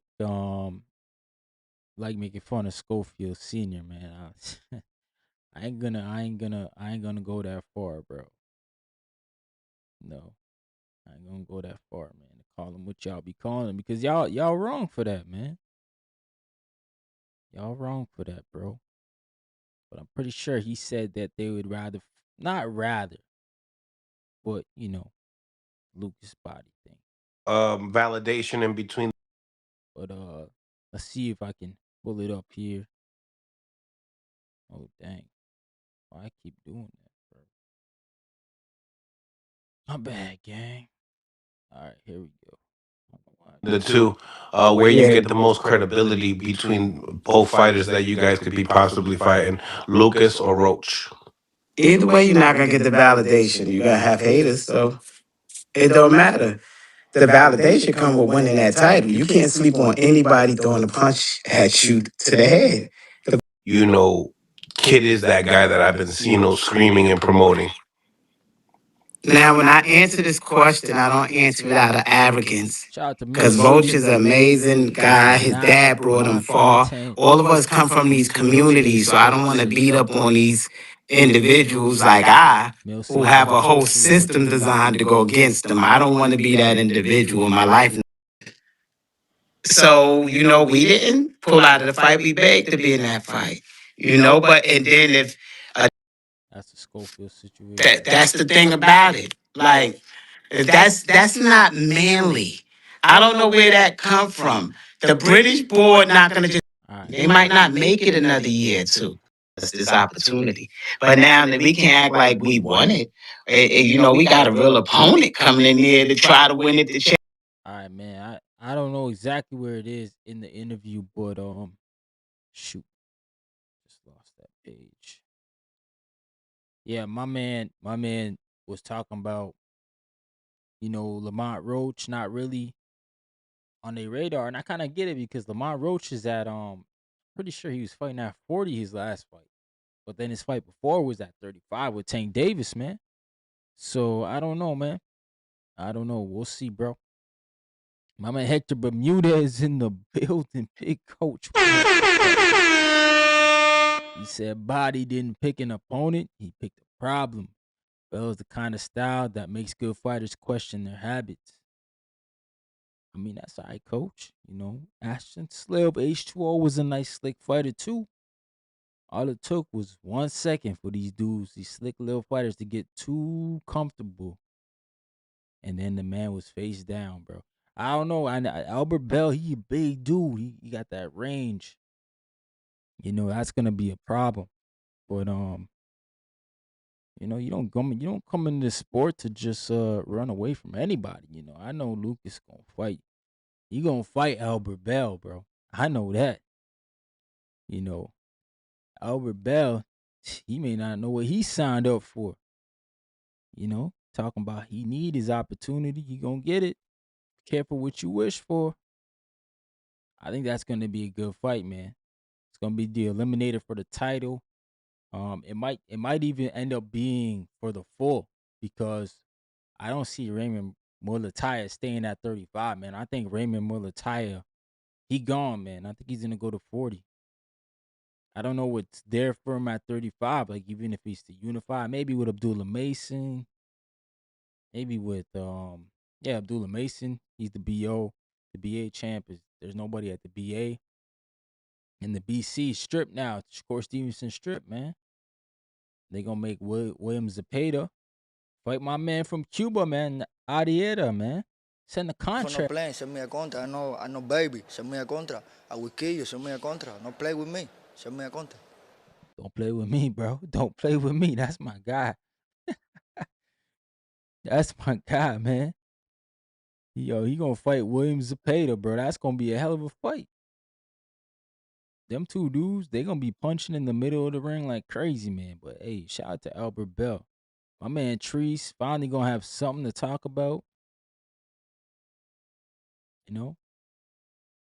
Treese always saying, my fighter this, my fighter that. So you gonna have something to talk about, man. Lucas Body, Albert Bell. It's gonna be one hell of a fight, bro. I think that's MVP Promotions. They'll pick that one up. They'll throw it on one of these cards. Shoot, it might even be a main event at the Caribbean Royale or something like that. But I think it'll land on one of those big Jake Paul events. I don't know who Jake Paul gonna fight next. He got the broken jaw, man. He might not even fight next. AJ may have took the whole fight right out of him. Jake Paul here talking crazy about Bad Bunny. Then he had to walk it back and say his account was hacked. See, that's what they say first. My account was hacked. He had to walk them statements back because, shout out to Amanda Sariano. She was on the heels. She was like, nah, I ain't with that ish. So, you know what I'm saying? Shout out to her, man. My man called MPO. What up, brother? He said, you think Spence finally gonna come back? Yeah, bro. That's what they saying. They say he gonna come back and fight against Tim Tszyu. I think that's a good fight. I think both guys are kind of in the same position. They in that crossroads. Both of them, man. They get another loss, it might be a wrap. You know what I'm saying? Like, they both kind of like in that same space right now. And if EJ coming, I don't know who gonna train Spence though. No disrespect, bro. I ain't never thought that Roy Jones could. I think Roy Jones is a great color commentary. Like, I think he can explain the sport great. He could get it to you right that way by talking, but for whatever reason, it ain't relayed to coaching, because I don't know. I haven't seen Roy Jones coach like even a high level fighter. Like, I mean, a world ranked fighter. And I'm not shitting on Roy. I'm just saying, bro, like, I think coaching is a lot more difficult than it seems. You gotta really get the best out of these guys, man, and that's easier said than done. But we'll see, man. I know people were saying possibly Roy Jones could be the coach. We'll see what Roy Jones could do with Earl Spence Jr. if that's the case. But I don't know. I don't know who I'd like to see coach him, man. Maybe Buddy McGirt's too much. I think too much foot movement for Spence. You know, as much as I want to see Spence get more foot movement, I just don't think like where he's at in his career, if he adds that, is it gonna be effective? Like, is he gonna be educated with it? He hasn't been doing it, right? So is he just supposed to pick it all up now at this point in his career? I don't know, man. I don't know. My man Hector Bermudez said Lucas has beaten slickness before, but Bell brings veteran discipline, fewer mistakes, smaller windows. Yeah, I hope so, bro. I hope so, cause yeah, I don't know if Bell been on the big stage like Lucas. Bell been fighting in them Toledo Treese areas, bro. You know? He ain't been on Netflix, bro. We been on Netflix. We been in them lights. Everybody not built for them lights, bro. Some people get up in those lights and they turn into deer in headlights. They get ran over. So I hope Mr. Albert Bell got a lot of lights on in the gym when he train on, bro, because it's gonna be a loud arena. The moment's gonna be a lot of pressure. And for Lucas Body, obviously he been wanting this, bro, his whole life. You gotta bring something home to the kids. You gotta bring something to the North, man. We ain't had a champion not where I'm from in a minute, so you gotta make sure he get to it, bro. What? My man, Snap Breadman? Oh man, shout out to Breadman. I actually like Breadman. I think he's a good coach. You think he can help Errol Spence out?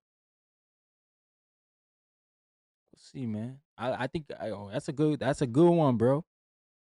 MPO. I ain't seen somebody say Breadman in a minute. That's a good one.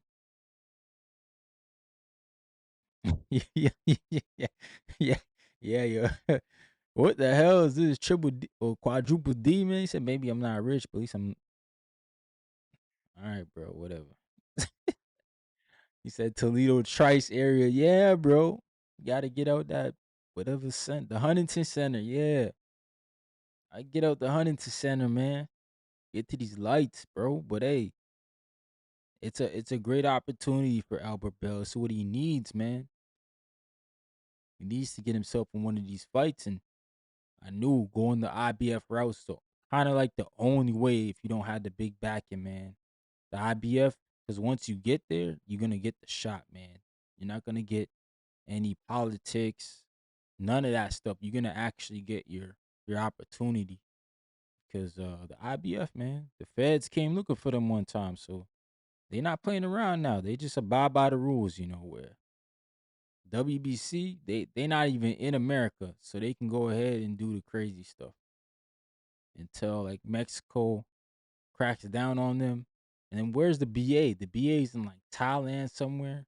So they not abiding by no rules either. It's crazy, bro.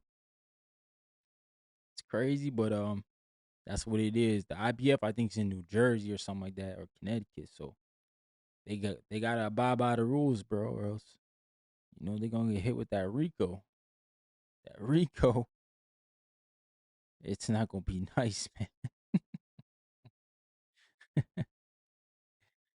Nah, but yo, that should be a good fight, bro. I think that Albert Bell and Lucas Spotty is gonna be a good fight. So it's the power puncher versus the slick boxer, and Albert Bell has got the tough style because he's mad tall, man. Is it Albert Bell a southpaw? I don't think he's a southpaw,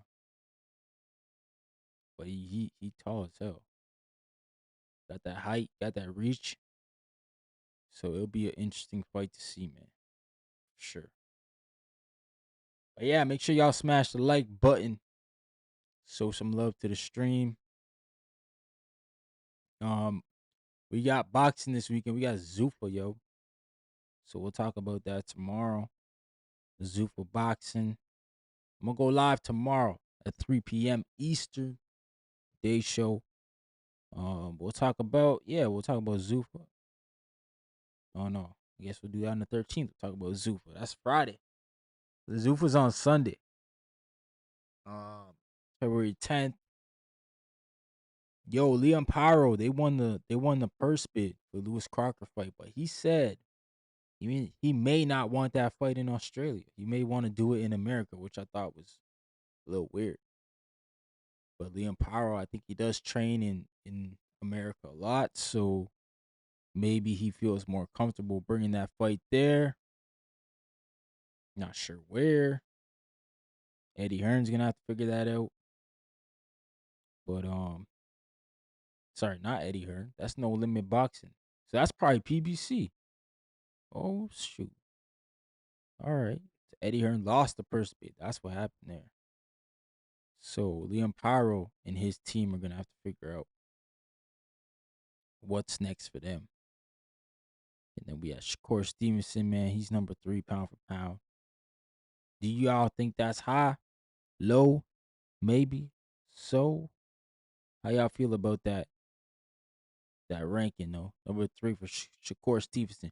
Sugar Shakur, as they call him. I'm not going to call him Sugar. He don't want to be called Sugar. Yo, Shakur be funny, man. But he said the same things that I said, man. These guys who all say Sugar Ray Robinson's the greatest. Like 90% of these dudes that say that never watched Sugar Ray Robinson fight a day in their life. And they be getting mad at me for saying that. And I'm like, bro, I know y'all didn't watch him fight. Cause there's barely any tape out there. So unless y'all physically watched it, don't lie to me, bro. Don't lie to me. But hey, shout out to Shakur Stevenson. He said the same thing. It's like I'm gonna say Wilt Chamberlain. I don't know if he scored 100 points, bro. They ain't got that shit on tape.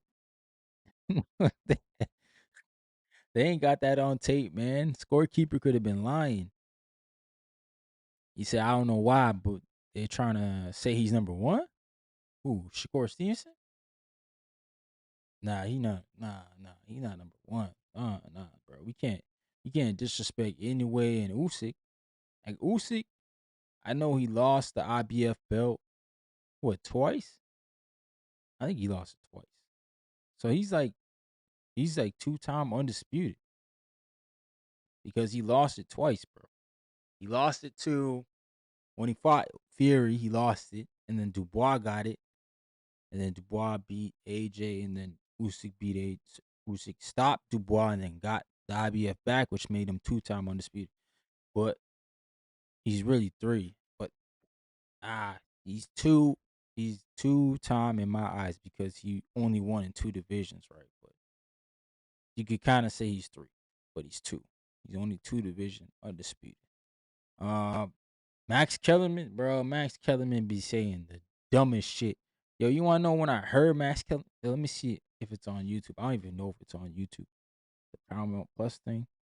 The Zuffa boxing. When this guy said he been waiting for Zuffa boxing since he was a kid, I was like, bro, Max Kellerman must have really had like, you know what I'm saying? He must have had the freaking MLB flash. You know when y'all ever watch Men in Black when Will Smith pull out the big thing to flash your memory when y'all saw aliens? Somebody must have did that to Max Kellerman and made him forget about his whole HBO career because he's speaking like he was never a part of something special with HBO boxing. Like this dude is crazy, bro. Talking about, oh yeah, Zuffa boxing. I've been waiting on this my whole entire life since I was a kid, and then had the nerve to go up there and say, Dana White's the best promoter of our lifetime.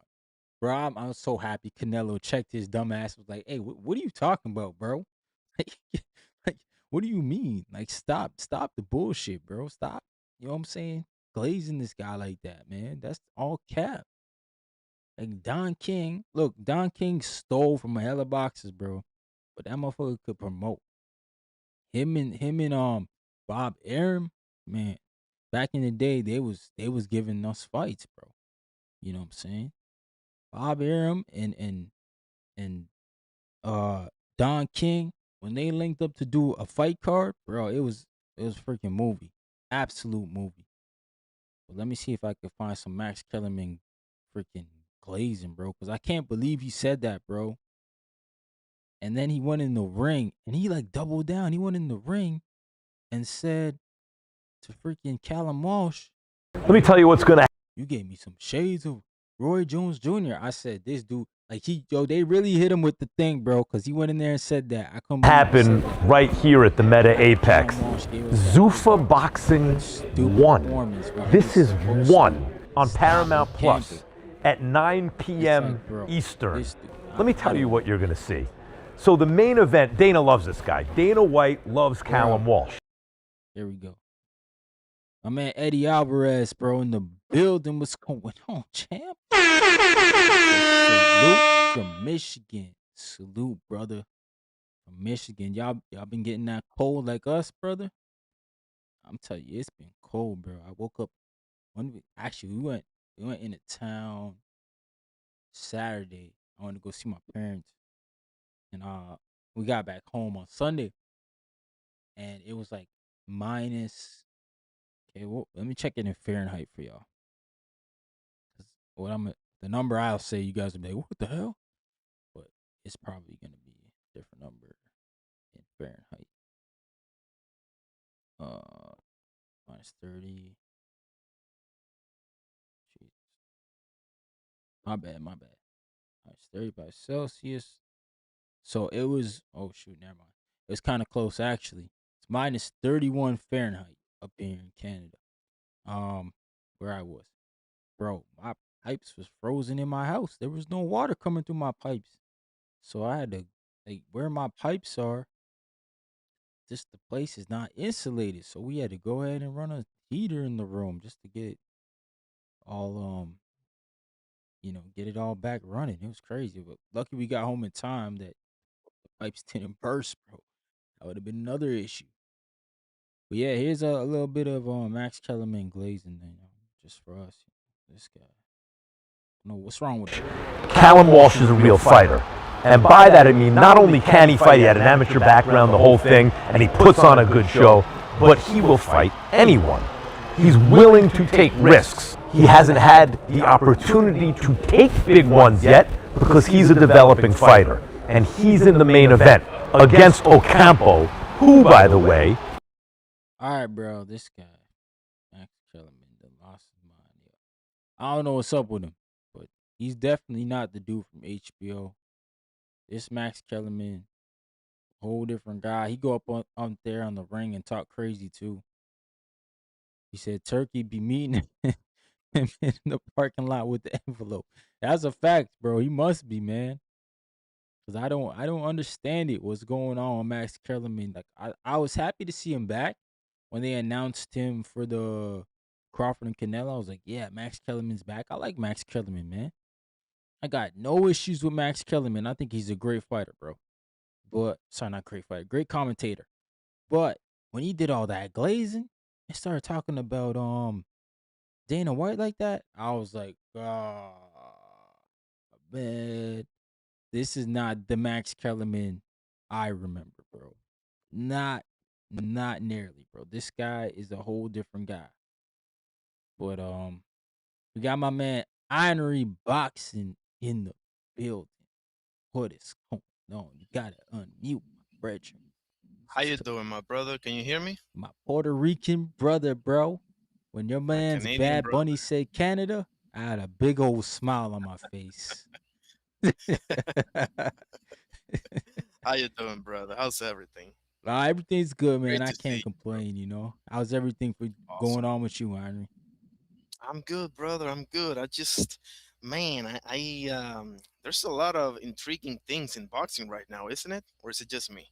No, there is. There's a lot of news today. Man, A lot of potential fights that we could see. Nah, man. I like it. yeah. I had a survey on my. I just got done with my live right now, but last night I Nice. had a survey on my live, and Make sure I, y'all I check asked him out, people. man. Irony Boxing on YouTube. It's my guy. Appreciate it, brother. And it was like, who do you want to see Figueroa with next? And I had Ball Mm. 2, Leo, Espinosa, or Shushu. Mm-hmm. Um, I want Shushu. What do you think? No, I want Shushu too because I think Shushu is the type of guy who will move that division. And I think Brandon Figueroa is also a willing fighter. He'll fight, man. So I think it'll be an Absolutely. easy fight for them to make. Exactly. Because Figueroa said it after the fight. I saw a post that they did on X, Hmm. and he was saying like, all this, that talk about all the smoke. They all do it. Obviously, we understand Yeah. this, but in his case, bro, he had a point to prove because he was just come. Well, he was coming off of Joet Gonzalez, obviously, but he was coming off 2 defeats against the same guy, and that can really mess with your psyche as a fighter, Hmm. you know. So I'm really, really proud of him and proud of Manny Robles too. And they had a little scuffle in the ring. I don't know if people took offense to like their celebration or shit like that. You saw that? Yeah, man. I didn't understand that either, man. I didn't get that. Like why? Why would they get in the ring, one, and two, why the hell would they throw cans? Like it's not like he cheated. Nick Ball got knocked out. The problem is that their history precedes them, to be honest with you. And I hate to say stuff like that Hmm. because I got a lot of love for the UK for many reasons. But you can go all the way back to Marvin Hagler's first title win against Alan Minter, bro. Right, right. Um, you remember that? Like they started throwing all kinds. He couldn't even celebrate his Yeah. victory, to be honest with you. Um, I don't know if that's what's in Liverpool or not, but that was definitely in England. Hmm. Yes, it Um, was. So, but you know what? It wasn't like that bad either. Like he was, he had his hands raised. It wasn't like, I don't want to make it seem like it was that bad either because it wasn't, to be honest with you. But who? When did What? you say your brother was fighting again? I'm sorry. We don't have an actual opponent yet, but he's fighting on the 27th of March. We are looking to try to fight for the NABA super welterweight title, which would Okay. aim us right at your guy, bro, out there in Puerto Rico. Mm. It would put us in the top 15. We can get that title, but I like what Xander's doing, bro. I'm not gonna lie. Xander Yes, sir. Zayas has definitely given me something to be proud about, him going into that unification, and then now doubling down with saying, "Hey, Josh Kelly, what up, man? What up?" Exactly. That's what we want to see. These guys fight for titles, move the division along.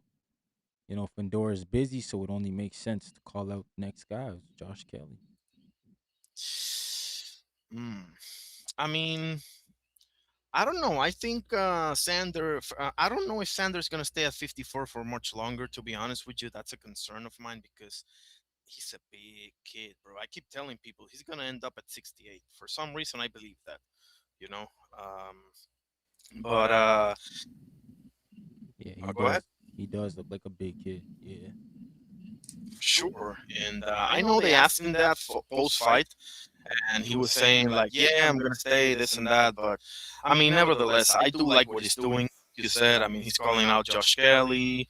Everybody wanted him to fight Boots. Boots is about to finalize Virgil, right? I heard that. I saw that on X that they were like right there. Right. For April, was it? If I'm not mistaken. So, Yep. Yeah, that's when they're targeting to fight. and when is Fundora and Durman, by the way? I don't even know what it is. March 28th. Ah, okay, okay, gotcha. Um, Yeah, are March you 28th. excited for that? I mean, to be honest, or No. I'm just get it over with, man. I'm ready for it to just be done. yeah, It's one of them it fights should have. that never really cared about. Even when it was announced at first, I wasn't Yeah, really back in December. yeah, I wasn't really excited for it. I was actually more excited for the undercard because there was supposed to be Cool Boy, Shockey, and supposed to be Gary, Andy Haroka, and Exactly, and then it kind of, exactly. and I think Lamont and Cruz, they already had their own card, but Yeah, it all got blown up, but Frank Martin was also supposed to be on it, but Yeah. yeah, it is what it is. Yeah, I mean the fight doesn't really uh, it doesn't really interest me too much. I think Keith Thurman. I don't know. I'm rooting for Keith Thurman, but it's more subjective than it is objective, to be honest with you.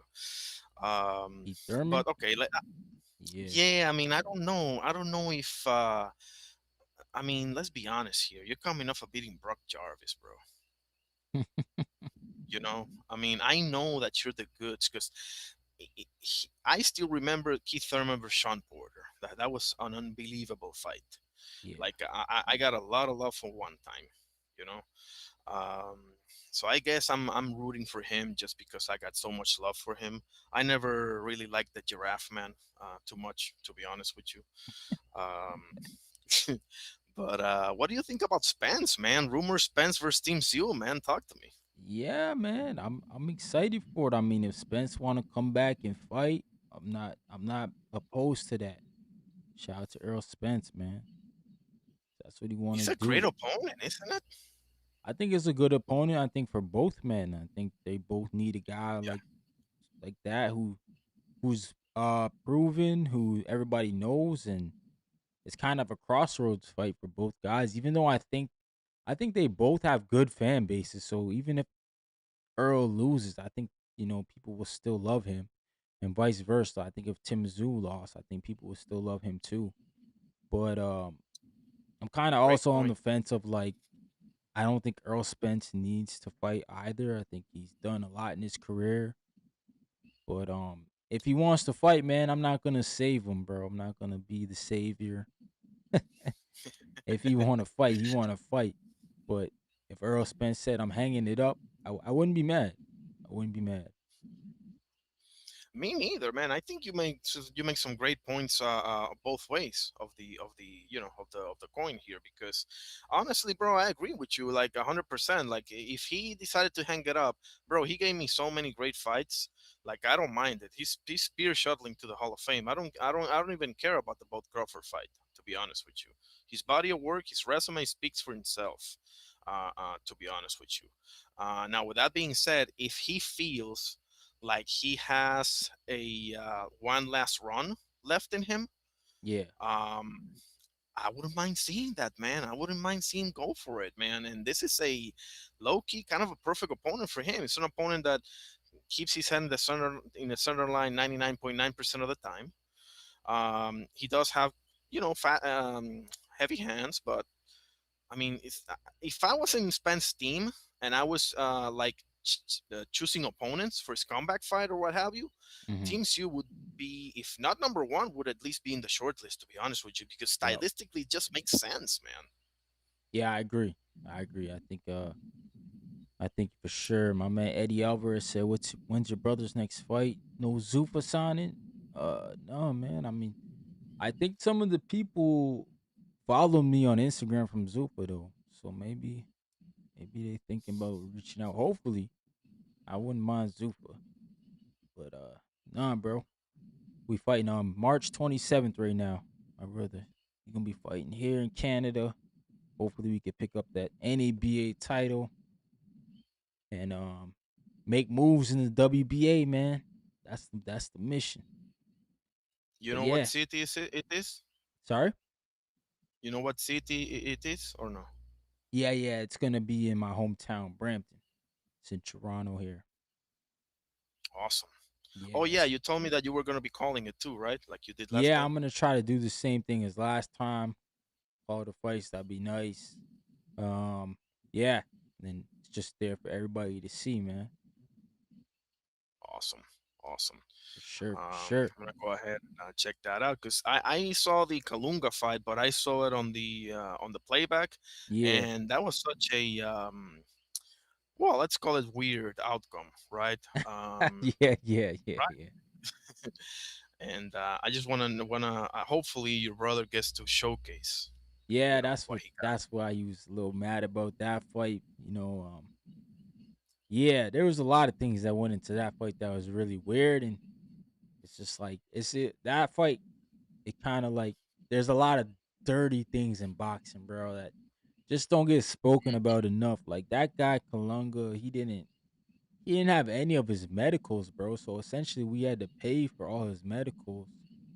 What? So basically, he don't got to pay for medicals the rest of like he gets a year medical. So we kind of feel like we were used a bit in a way. Like, Mm. but yeah, that guy, yeah, he and then he just showed up and to almost collect a check instead of trying to fight. So those are the little tactics in boxing that sometimes people do, to keep their career moving along. And that's bad business, bro. It's not good. Yeah, yeah. Hopefully, was that in the same city that it is this fight or the Kalunga Yeah. fight? Or Yeah, it's gonna be okay, at the same location. I think we'll be better okay, prepared to give a better stream this time around.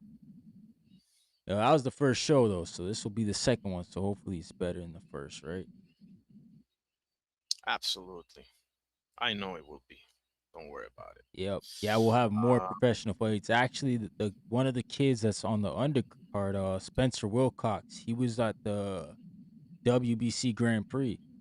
He was fighting in the Grand Prix. Great. That's Yeah, the he co-main made you it. said. He made it all the way to semis, I think, before he lost in the Oh, WBC Grand Prix. that's from So Canada too. That guy. yeah, he's from Canada. Yeah, he's a Awesome, he's a man. good boxer. Canadians, man. Canadians are doing it, man. How about Trying, it, bro. huh? Shout out to Canadians, man. Canada boxing. Everybody knows their hockey and GSP and all of that. But Canada boxing, man. From George Chuvalo on down, man. Making Canada proud. Shout out to George Um, Travalo, man. I can't bro, believe, bro. Like I thought George Travalo was like just a regular dude, man. Until I grew up, and I'm like, this guy's a legend. Didn't even know I was hanging around this legend my whole life, essentially. wow. I Shout out love to it, bro. George, man. I He a love good it. guy. He going through a rough time right now, but he's old. Yeah. He's old, He so it got the makes sense. AC disease, right? The AC disease, right? Yeah, he's pretty much got dementia, Oh, man. He doesn't. man. Yeah, but I mean, Fucked he's up, he's bro. he's lived his life. Oh, yeah. He's Oh, well yeah. into his older age, and he's doing well for a while. For all the punches he was taking, yeah, man, he was doing That's well. for damn sure, bro. Dude, for everybody, bro. Come on, bro. God bless him, man. I heard Spence training with Breadman, man. Redman, yo, that somebody Yeah, did say that in the chat. I like that. I like that. That connection. I think Breadman is good. He's patient, and I think Spence needs somebody like that, man, to ease him back into it yeah, because this is gonna be his first fight since the Crawford fight. for sure. And I'm not a big Derrick James fan, to be honest with you. Mm. I just nah, not my cup of tea. Breadman, uh, I I got mixed feelings about him, to be honest with you. Do I Hmm. think it's an upgrade? Yes. Um, Who would but you I don't know suggest? because Who would be say your again. suggestion? Who would be your suggestions? For Spence, I think I would go. Nah, it's not possible this one, but I would go probably with a Manny Robles, to be honest with you, if I'm Errol Spence, Okay. because I mean Breadman to me works much better with like a with a. I just feel like Errol Spence style and Edward and Breadman coaching style Yeah. for some reason, and I hope I'm wrong, bro, because I love Spence. But I don't think that's gonna be a good fit, man. Now I thought the same about that Ben Davison and AJ, and I was dead wrong. So I could be it could be the same thing for me now, you know. Um, but I just feel that way. We'll see though. We'll see. Hopefully it works out though. Um, Yeah. No, I hope it works out too, man. I hope wherever Errol Spence goes, he can definitely take something away. I think even Robert Garcia can give him something, man. Uh, that's a good choice, man. Because I'm not the biggest Robert Garcia fan, but stylistically speaking, Errol Spence is perfect for Robert Garcia, man. Yeah, Like perfect. that's what I'm thinking. Um, That Mexican like style. exactly. Like that's why Maidana was so perfect for him. Like Maidana, make no mistake about it. I listen. I got problems with Robert Garcia making fun of Freddie Roach Parkinson disease and also saying Yeah, some shit that's messed up. Yeah. and also but also he said some shit to Puma Martinez in that face off with Bam Rodriguez because Pileta was Maidana's manager back in the day and he committed suicide last year in Oh Argentina shoot. and he told and God bless him and he told Puma, you're gonna end up like Pileta, this and that. I didn't mind that too much, as distasteful as it was, because it's promo, it's heated, and he said it afterwards and he apologized, so I didn't mind that one. It's Man. one thing to make fun of somebody because of their size or their fat or whatever, but making fun of a disease is something else, bro. But putting all of that aside, stylistically speaking, Robert Garcia, like he blossoms with fighters like that, like Maidana. And make no mistake about it, Maidana doesn't get to the Floyd fights without Robert Garcia, man. Nope. Let's just call it like it is. Yeah. He gotta beat Adrian He, Bronner, man. If he doesn't beat Bronner. exactly. He would not have beaten AB as much of a head case as he is. He would not have beaten AB without Robert Garcia. That's just a fact. So, That is a fact. uh, Yep. but he is going with Bradman, so I hope it works out. And what do you think? Give me an early prediction on Spence and Sue. Spence and Zoo. I actually think it goes the whole fight, bro. Think it goes the Interesting. whole fight, bro. I think both guys are durable enough, but Earl Spence, layoff, bro. Layoff, man. But what's Yeah. going on, my brother Dewanda or Dewada? Yeah, how are you, brother? What's going on, man? Yeah, I'm good. Nice meeting you here. Nice meeting you You too, too. man. You here to talk that boxing? Yeah, no. I'm from Africa, West Africa. Where are you guys from? Oh Puerto man, Rico. I'm from Canada, Oh, nice meeting you. You as well. and my Yeah. brother's from Puerto Rico here, man. What's going on in Oh, Africa? yeah, we are in Africa just managing. It's not really easy for us over here. Oh damn, bro. Yo, Africa's the Yeah, motherland, bro. It's about to get easier. Don't worry, man. What yeah. part of Africa? West Africa, Gambia. West Okay. Africa, okay. You Yeah, got a heavyweight fighting this weekend, man. You got F.A. Jack from Nigeria, man. Oh, from This guy's Nigeria, good. yeah, he Yep. fighting. Sufa Boxing 3. Yeah, yeah. He's fighting the guy that walks this earth like a god, Mr. Charles Martin, right, Ryan? Yo, that was the funniest thing he ever said. That's the funniest shit anybody's ever said. I liked his Go confidence ahead, when he sir. I'm said sorry. it, but yeah, F.A. Ajabo, man, he's a good fighter, man. We also got Bakoli. He's from the Congo. Martin Bakoli.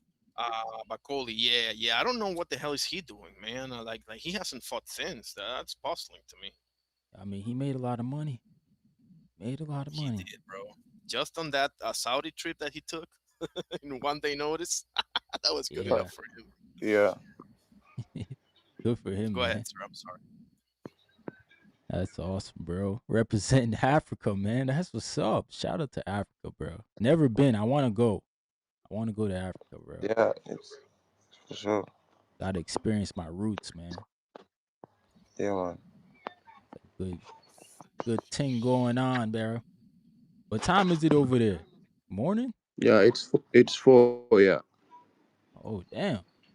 Okay, 4 in the morning. Okay, yeah. 4 hours more. Okay, it's 12 midnight here. Oh, yeah. How We about have there, time to. Ryan? Yeah, I got 11. It's 11 for me. Okay. I'm on the East Coast. The East Coast time. But yeah, man, that's what's up, man. Earl Spence Jr., my For sure. Jamaican brother, fighting. That'll be a good Yes, fight. sir. I'm interested. I'm interested, and I wanted to get your take on the Barrios Garcia card. We can start with Mm, Beck the Bully and Senak Beko if you'd like Beck the the first fight of Bully. the main card. Yeah, Bully. Bersenak Bek. Bro, I thought he was gonna get a bigger fight, to be honest. He beat Darius Me Fulgrim, too. and then it's kind of like he's gone backwards. So I'm That was a horrible fight, bro. Not for nothing. ah, My goodness. tough fight to watch, but I Yeah. thought that was an eliminator, so I thought he was gonna fight for a belt next, and it seems like Resendiz is gonna fight who? Munguia? I mean Munguia? Who? I thought Munguia was gonna fight. What's the name of this guy? Suras is gonna fight Osles Iglesias, and I thought Munguia was gonna fight him. Oh, that's right. And Billy's fighting Canelo. Never mind. I'm sorry. Yeah, Billy's gonna fight the money fight, man. I hope Billy wins, bro. He's Cause probably then not going my to poster Brian. that's signed by him right here gonna be worth a little bit more money, man. Shout out to Yeah, no Christian idea and how much. Billy. I hope you're right. But let's be honest here, bro. Canelo's never, not even one time, has had issues with punchers. Canelo's issues has always been with boxers, bro. Movers, yep, you're right. Even Triple G, man. I like Triple G. I Oh thought man, who I, doesn't? I thought Triple G was the guy who was gonna do it, but he didn't do He it. really did it. If Yeah, you he did it. He really did see it the in the first one. He did. fight. He beat Canelo in the first fight. I don't care what people say. He won that fight, man. But Exactly. boxing politics took it away from my guy. But yeah, Yeah, the Barrios and Ryan Garcia, that's a good card, bro. That's a solid it is card good. when you look at those fights. I think Beck the I got Bully's gonna win. Bully. Yeah, me too. I got I him think late now, I later on think that's a stoppage. Golden But Boy card actually, because I just saw Amari Jones is gonna be on it. And that guy from the US heavyweight guy, Joshua Edwards. oh, interesting. They're gonna be on the prelims They're then, gonna because I be on didn't the see them. prelim. So that's a Oh, Golden okay. Boy heavy card because Beck the Bully's on it. I think Frank Martin is gonna look bad against Nair Albright. I say that not because Mhm. I think Frank's a bad fighter. I think it's just hard to look good against Albright. Yeah, I think he's very durable, and even in the Keyshawn fight, he looked good against Keyshawn when he fought Keyshawn Albright. So I think, yeah, bro, I think Frank will win, but I think it'll be a tough fight. Who else we got on I'm that with you. card? We got Gary, What about? Gary and Andy. Yeah, I think that's gonna be the fight of the night. I think Russell versus Hiroka. What you got? Yo, man, that's gonna be tough, bro. I gotta watch the film because they both been kind of inactive, both of them. You know, Andy For hasn't fought in sure. a minute, and I wanted to see Gary get 2 fights in, but he didn't end up fighting last year because Tank Davis and um his event got basically canceled with Pandora and Thurman, so he's had to sit out right till 2026, man. But Gary should Yeah, win. Gary should win, but Andy Hiroka, you know, he can be another player in the game. He could be another guy at 140 that comes because that's the Jinx belt, bro. I tell everybody that's the belt that's jinxed, man. The WBA. for sure. That's the one that Rolly won from the old man, and then Rolly got Mm-hmm. sparked up by Isaac Cruz, and then Isaac Cruz lost to Rayo, and then Rayo lost to Gary. So it's been just changing hands whoever they fight. So that's a dangerous belt to hold right now, man. It's not it's playing hot potato right now. So Gary might be in for a tough night, but he should get the win. And then Richard Hitchens versus Oscar Duarte. That's gonna be a good fight. That's a fight of styles. The boxer. Shout out to Yes, Richard sir. Hitchens versus the puncher and Oscar Duarte. It's that green print, the black fighter versus the Mexican fighter.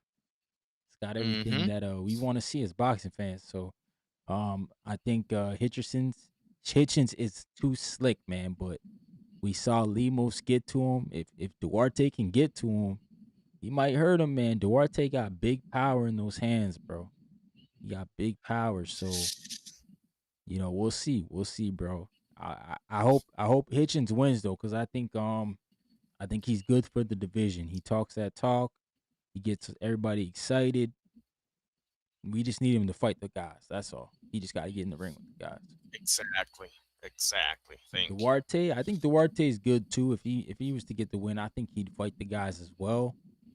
But I think Hitchens is the bigger name. You know, people a little bit more excited about him. And then the main event, bro, I don't even know. That's that's a tough one just cuz like it's not tough because both guys are supremely the best. It's tough because both guys are underwhelming, man. Like Ryan Yeah. Garcia, what could we Spot on say? with that. What could we say about Ryan Garcia, man? They've been trying to force feed him to us forever. Mm-hmm. He's just like getting shot after shot. He's not really it, man. Then he had the scandal with the Austrian, and then Mario Barrios. Like I never looked it up or nothing, but I feel like he's the longest reigning champion without defending the title. Like he's never had a win yet since he's had the belt. Yeah.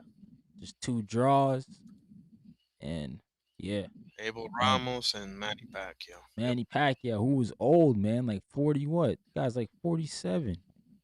Yeah. Up in his 40s too. Yeah, like that old man should not be boxing, bro. He needs to go back to the Exactly. Philippines and just run for the country, bro. But It's hey, no longer Manny Pacquiao. It's now Senator Manny. Remember, Senator, Ryan. yeah, man, he needs to go do that. Like, can't be boxing, bro. But hey, I he went actually in there think, and he proved himself. So shout out for to him, sure, man. bro, he picked the perfect opponent to come back for. And I actually think Duarte is gonna score the upset against Hitchens, bro. I I believe did that. say that earlier to people. I said if there's an upset on that card, it's definitely the Hitchens fight. Oscar Exactly. Duarte can get it done. Now, I believe Andy Hiroka could get it done, but I don't see him getting it done. I think Russell is gonna. I think you're right on that one. I think Russell is going to. I wouldn't be shocked if he gets wobbled, maybe even dropped, because I think it's gonna be a hell of a fight, and it's gonna Mm, absolutely steal the show. But I think he's gonna be too much for Andy Hiroka. I have round 9, I think, or 7. I yeah. think it was 9 or 7. I can't remember because I Stoppage? just did the predictions literally Ooh. on my live. Okay. So I mean, I I was haven't with watched enough of Andy Hiroka. That's why I say I gotta watch him. you. Cause Hmm. like I know he's like he's with Top Rank, right? So I think I believe so. Yeah, I know he's had a lot of fights in Japan from what I've seen. Or is he Japanese? He's Japanese and black, isn't he? he is part Japanese and another part I can't remember where it's from. Yeah, I think Um, he's Blasian, man. Shout out to him. Something like that. Yeah. But yeah, I gotta But I watch got some fights. Ryan, bro. I got Ryan. People think I'm crazy. I think Ryan's gonna pull it off. I think he knows his back is against the wall. I think Mm-hmm. he knows the time for fucking around is expiring. Um, and he goes 0-2 against two fighters that are not really that good, to be honest, and with all due respect, right? It's pretty much a wrap, you know. Yeah, Um, that's how I see it, the Ryan Garcia train will be done, man. Be done. for sure. I don't want to hear about this guy. He gets packed up again. Yo, he does weird Exactly. stuff though before the fights, man. Super weird. And the thing is, another thing that's interesting. I mean, I don't know. Maybe I'm wrong. You correct me if I'm wrong. But this is probably the first time we're gonna see Ryan Garcia versus a guy that's legit like bigger than him. Yeah, Because I can't Barrios. remember Yeah, Ryan Garcia, because Luke Campbell and Devin Haney are eye level, maybe a little tad bit smaller than Ryan, but they're definitely not bigger than Ryan. yeah, they're not 47 pounders. Yeah, that's And true. this That's guy, true. I never yeah, thought about that. I guess because I never thought about it because like in the Pacquiao fight, Barrios didn't use his size, man. hmm That shit was disappointing. He gave and that man Barrios, too much respect. yes.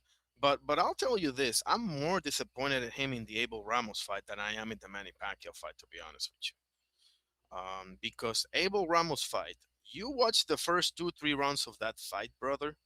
He was eating him alive. That was vintage Mario Barrios. You're right. And exactly, and then he literally took his foot off the gas. And Yeah. that's a very bad thing to do. Now, people were saying maybe something with his hand or something. Okay, maybe. But bro, you had him on the silver platter and he got a draw out of that. I mean, I don't know, man. I think Barrios, Ryan is just hanging around the wrong people. You can tell. But Barrios has a psychological. I don't, because here's the problem, bro. They are both Tank sons, obviously, but Damn. Tank Thanks, caught sons. but Tank caught Ryan with a body shot and he couldn't get up from. But he beat the shit out of Mario Barrios, bro. Like, I wholeheartedly believe that Mario Barrios never been the same since Tank, because listen, he was doing very well for a while in that fight. Okay, I want to make sure that I give him that because he deserves that. He was But winning that fight. He got his ass handed to him. Like it's one thing to get caught, like Ryan got caught, but Barrios took an ass whooping in the second half of that fight, bro. It was really hard to watch. And I don't know. I could be wrong here. And Mario Barrios goes out there and sparks Ryan Garcia and rejuvenates his career and this and that. But I got Ryan, to be honest with you, by stoppage round 7. And I Ooh. think Ryan's gonna get dropped too. I wouldn't be shocked if Mario Barrios scores a right hand and drops Ryan and whatever the case. I think it's gonna be a super exciting fight, and I think people are gonna get their money's worth. To be You honest think with you, both on this. guys get dropped? Okay. Yeah, because they both got a chip on their shoulder.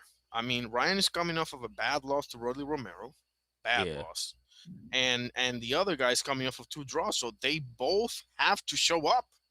Like, they both have their backs against the wall. Oh If they're man. gonna go down, they gotta go down swinging, both of them. Hey, bro. I Yeah, hope so, man. I hope so. I I hope we mean, get lots of action. maybe I'm the cockeyed optimist in the midst in the building, but that's just how I look at it. We'll see. Nah, that'd be awesome, bro. If we get a night of just both guys go down. That's been a while since we've had a fight like that. Yes, sir. Or Multiple we had drama knockdowns. like that where both guys get dropped. What do you think Well, about fasting. backroom petitioning the Josh Kelly decision because one judge scored it the last round of 10-10, Bro, and those that UK and if it was judges. scored for him, it would have been a draw. That's what his team is petitioning. I think he won the fight. To be honest with you, Oh, backroom? I think he won the fight. Yes. Damn. Um, he showed some serious flaws as far as cutting off the ring goes. Like, Hmm. he was as bad as Tio versus Jermaine Ortiz. He was that bad. Yeah, he was He terrible with it. he, he had him on a swivel. Um, but to be honest with you, Josh Kelly's knockdown of Bakram, listen, it was a knockdown technically speaking. But if you see that knockdown, you're like, seriously, bro. Like, you know. He was off I mean, balance.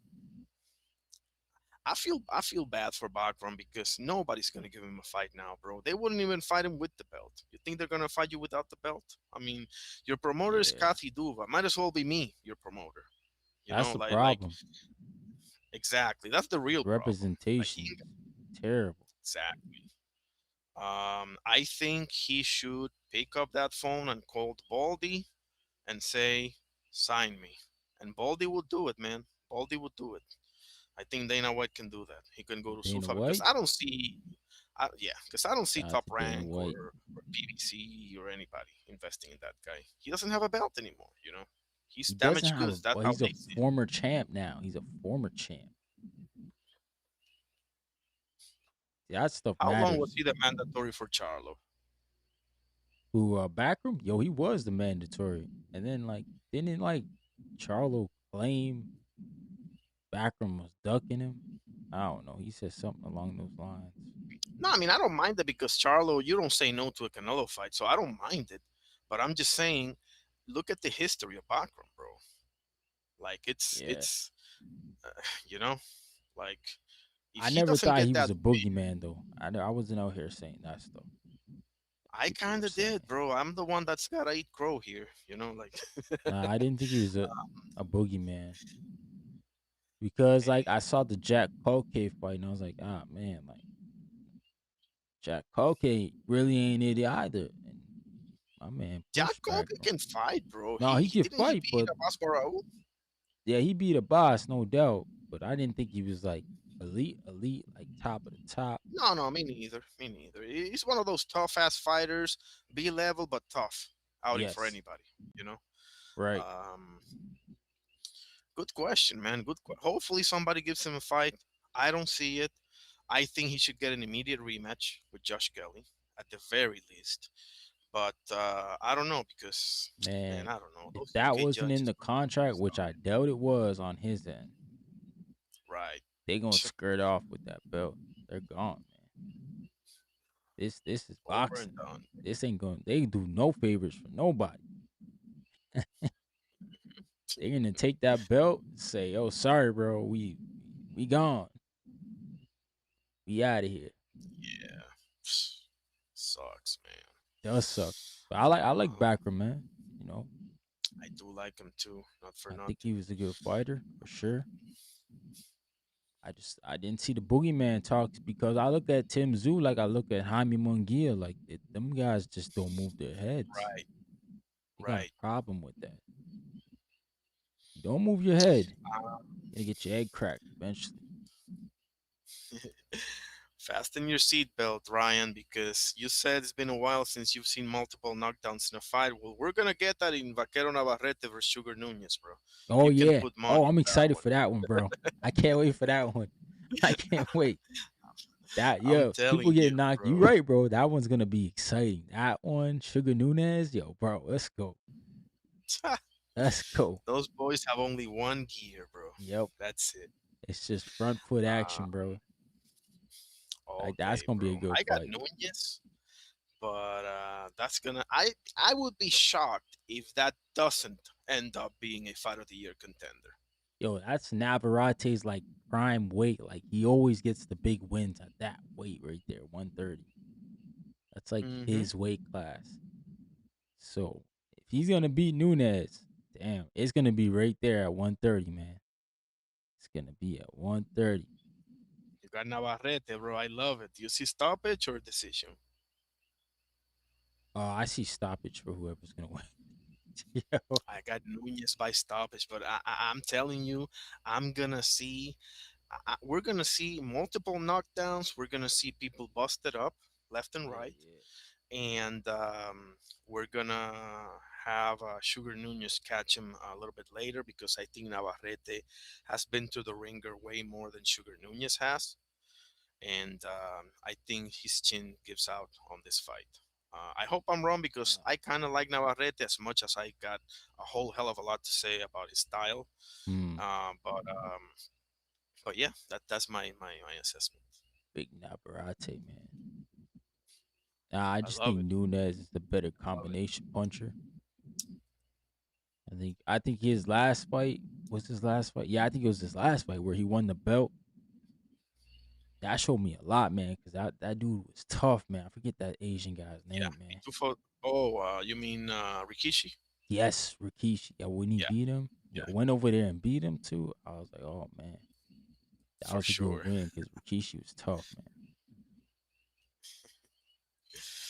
Man, but hey, I'm gonna go ahead and bow out, bro. It's a pleasure to speak with you as always. You Oh, for already know sure, man. my Canadian brother Ryan Fraser, Dawuda as well. Pleasure meeting you, and God bless, fellas. See you next. It was my first time here in Next Spaces, so appreciate you, brother. God bless. Yeah, God bless you too. Yes, Appreciate sir. it. Yeah, I gave you guys a follow maybe if you don't mind, so that we could maybe sometimes join your spaces, and I would like to share something with you guys. Yeah, yeah, yeah. What you got, brother? Yeah, I'm going through a lot over here, so I had a go for me where I need people to help, brother. So if you don't Mm, mind, I could share it to you. You can see what best you could do. okay, man. We'll try to help you out, brother. Yeah, bro. It's really hard for us over here in Africa. Yeah, man. It's hard, bro. Can't Yeah. lie, man. More life, more life. Gotta keep grinding, bro. Yeah. But shout out to everybody in the building, man. We got 2 hours in. But yeah, my man, I'm about to log on out, brother. I appreciate you. Yeah, man, bro. Thank you so very much. Yes, sir. Yes, sir. About to join up to get the spaces off, man. Shout out to everybody, man. Shout out to everybody, bro. Tuning in. Damn, bro. I got way too many windows open. Way too many windows, bro. Bro, I hope my brother Two Tone wasn't listening. He about to clip the hell out of me.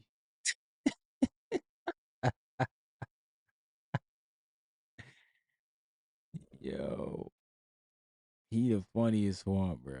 Shout out to Two Tone, bro. I saw he was live, man. That's my guy. Shout out to the whole TBV community, man. Gonna be out in Florida next month for Border Wars. So definitely gonna have to link up with some people, man. But yeah, shout out to my man Ironry Boxing. We have my man Fight Sports Talk come up here too, man. Talk that talk. My man Eddie Alvarez, he was in the building. Call MPO, he was in the building. There's some new members in here too, man. Yes, some new people. My man Coach Heck in the building. You know what it is, brother. We had quadruple D MZ. Salute. Know what it is, man. We had some more people, man. Let me see, my man Dwayne Styles, man DJ Jules, Bad Buddy, Boxing Rule. Salute. Corden Gaming, what's up, man? Yeah, my bad, I skipped by that. He said, hello, bro, who are you and where you from? Ryan from the 6, bro. Ryan from the 6, that's why. That's who I am, bro. From Canada. He said, Adam Hurley, what's going on, brother? I missed you, man. My bad. Frick. Boxing Wiz. Yeah, man. Oh, Timothy, man, my man from the Philippines. Salute, man. I appreciate the Philippines in here. Trini BX was up in here. Man. My man German Cardoso. What's up, man? Lance Meyer. What's up, brother? Man, Oscar Perez. Big member. Uncle Ruckus. Oh, man, I appreciate y'all, man. I appreciate y'all. Thanks for rocking out with the boy, man. Like I said, man, my condolences again to Round One Sports Talk, Edwin, my guy.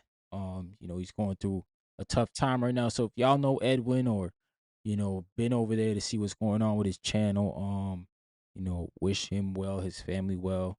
My condolences, brother, to you and friends and family and everything that's going on. Like I said, bro, nobody ever wants to bury their children. I hope everything goes well Round One. Hopefully, get you back here on the YouTube streets soon, man, so you can get that therapy off, talk this boxing. But I know you gotta handle business.